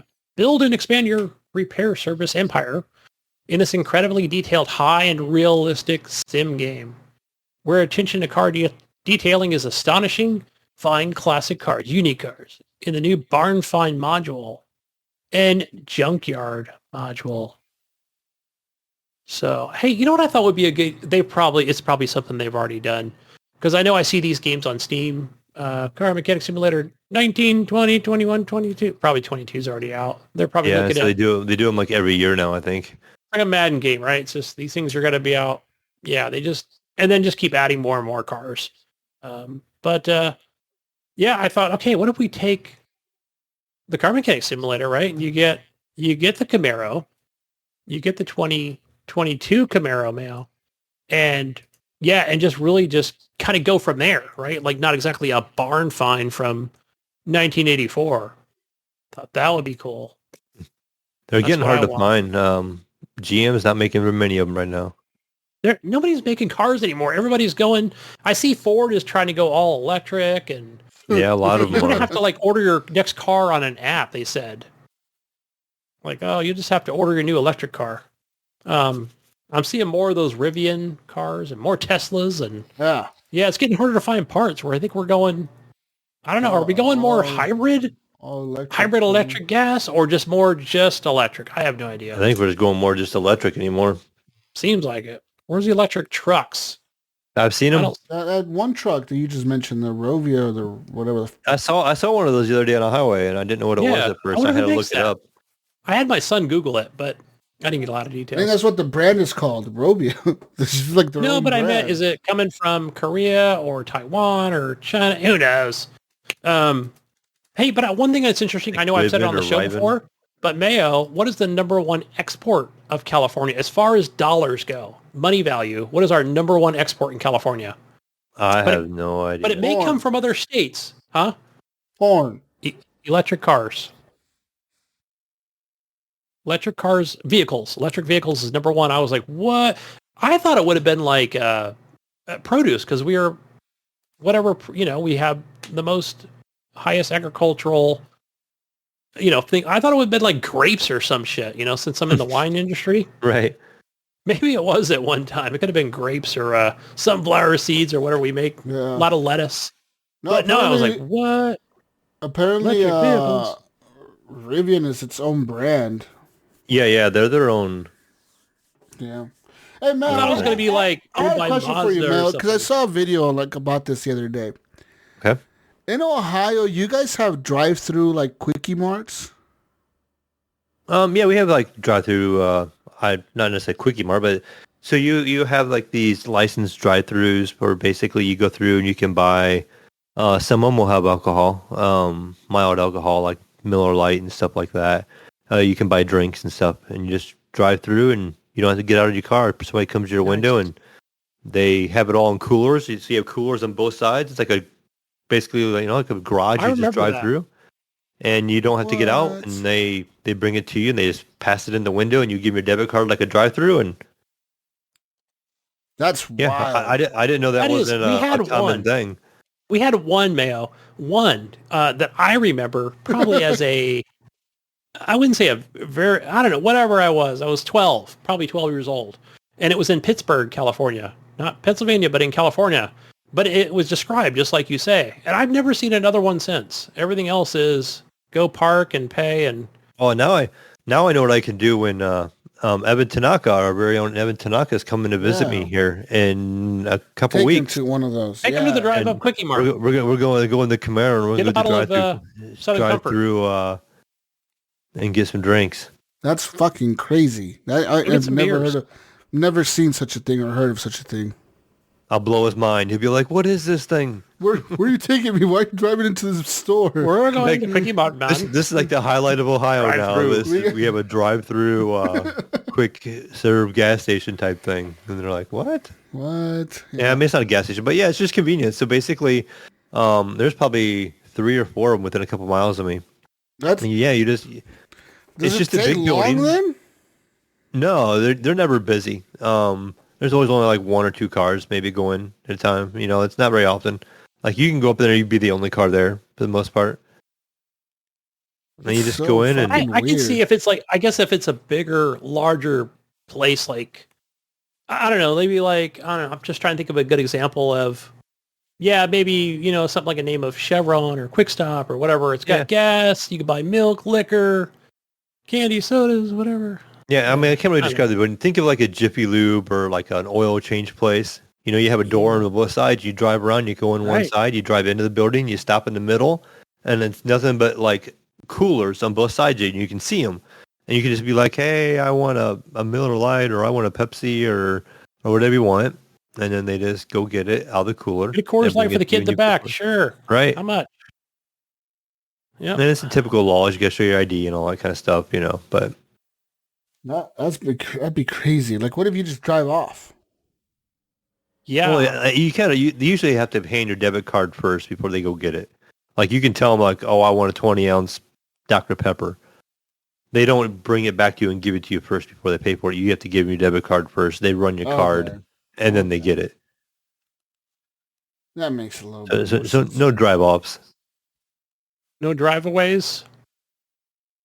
I'm thinking that's probably why it doesn't exist in California. Everyone would be driving off. Oh, that's true. Yeah, especially I think I was living in like, fuck this shit. I ain't paying you, motherfucker. Give me my 12-pack of Corona. I'm out of here. We just know, you got you West Coast guys are confused enough by having to pump your own gas. You'd be like, what? Look, we can't pump our own gas. Look, man, I was in Washington the other day. And I had to get gas, and I had to pump my own gas. I felt like so hobo. Oh, no. Did you remember where the cap was or where the lid was? My car doesn't have a cap, but it was just like so hobo feeling. Yeah, my car actually doesn't have a gas cap either. They come that way now. Yeah. Yeah, man, it felt weird. Just like swipe my own card. Pick. I was like, which one do I pick? What do I do here? Which one do I pick? Pick the lowest number.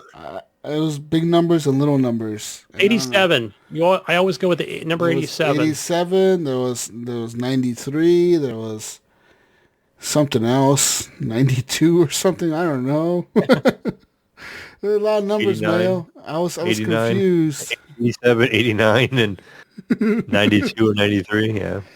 You know what? 85. We have 85 here.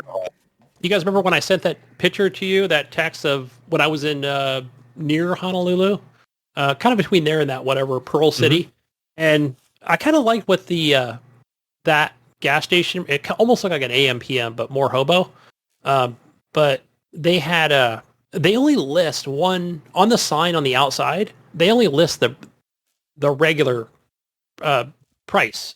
Like they don't put the other two. Yeah. That's what some of the stations here do. They just list the cheapest price and then cheapest price. That's it. It was just like one price. No, they don't do that here in California. You know what? Here they got like two signs. They've got the cash, the credit, the premium, the diesel. I hate that. I hate that. I hate when you go to a gas station and they have credit, like if you're paying with the card and when you're paying 10 cents cash. more, right?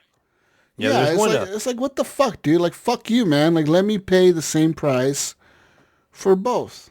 Yeah, they opened up a Turkey Hill. I don't know if you guys know what that is or not. Beside me, it's a gas station and a convenience thing. Turkey? Yeah, it's called Turkey Hill, and it actually used to be owned by Kroger at one point in time. You know, we make Not anymore. Turkey Hill teas.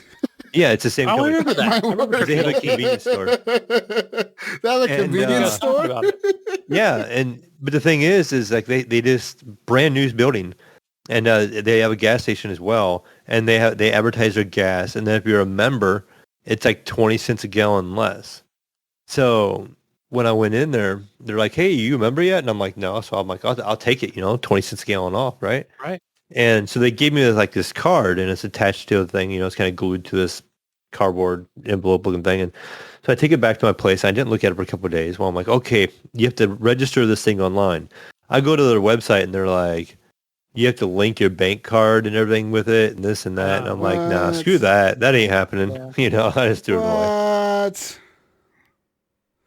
Stupid. I finally, guys, after, I deliver all the wine and alcohol and water and everything to all the smaller businesses, the bars, the restaurants, the convenience stores. And, some things, I usually service half of 7-Eleven, with like they do order wine and those things I've talked about before called buzz balls. Maybe that's a California thing. But anyway, I was like, man, I finally got the freaking app, but it doesn't work in Hawaii. I was like, okay. Because the lady looked at me like, what the hell's that? But yeah, it's kind of nice. You get a free, you earn points, right? I did like that. So it's even, I don't know if it works on, some of the 7-Elevens here have gas stations. I think they use 76, if I'm not mistaken. Maybe it depends, right? Depends on who owns it, right? They could have Chevrons or something, but everybody's different if they're all franchised but yeah, I did like but I usually get a free coffee anyway, just being a customer servicing their location. So I'm always nice and polite, guys. Either that or a free candy bar or Slurpee. So it always works out. But I thought, fuck it, I might as well get the app and get more free shit. But yeah. That's all I got, guys. That's all I have. Man. That is all. I got to finish this last level in Sniper Elite 5, guys. It's taking me off. I'm going to finish it tonight. With that being said, go find Ryan. He is on everything as the Gib, or just Gib 8777. Find me on everything as Jesus Walks Lot. Where can we find you, man? You're going to find me over in Discord, Xbox app. Just hanging out over in Origin as well. Maybe playing a little bit of Battlefield if I pick it up yet. So haven't decided. Is the Mayo one pretty much everywhere. Find me over on Xbox and Steam and Discord as Gunny Chief, one word. I'm on there. PlayStation, HGP _Gunny, because I lost my old account a couple years ago like an idiot. It's on some email I don't own anymore. Got all my PS3 games on there. All right. Well, we're out of here. Peace out, Brussels sprouts. We'll catch you on the next week's edition of Horrible Gamers Podcast. Show number 399 coming up next week. All right. Enjoy your Juneteenth holiday. Yeah.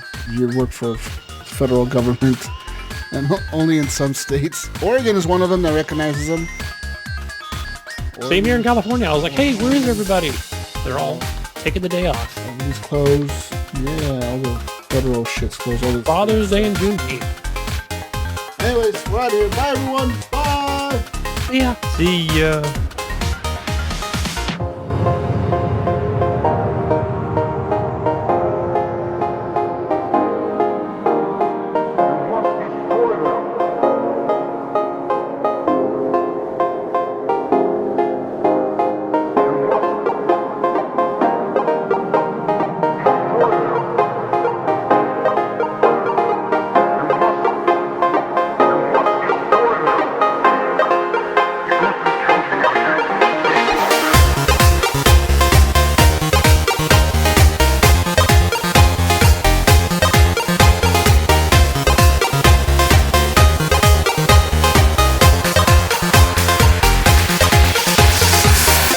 Destroy them! The Earth is counting on you. Good luck.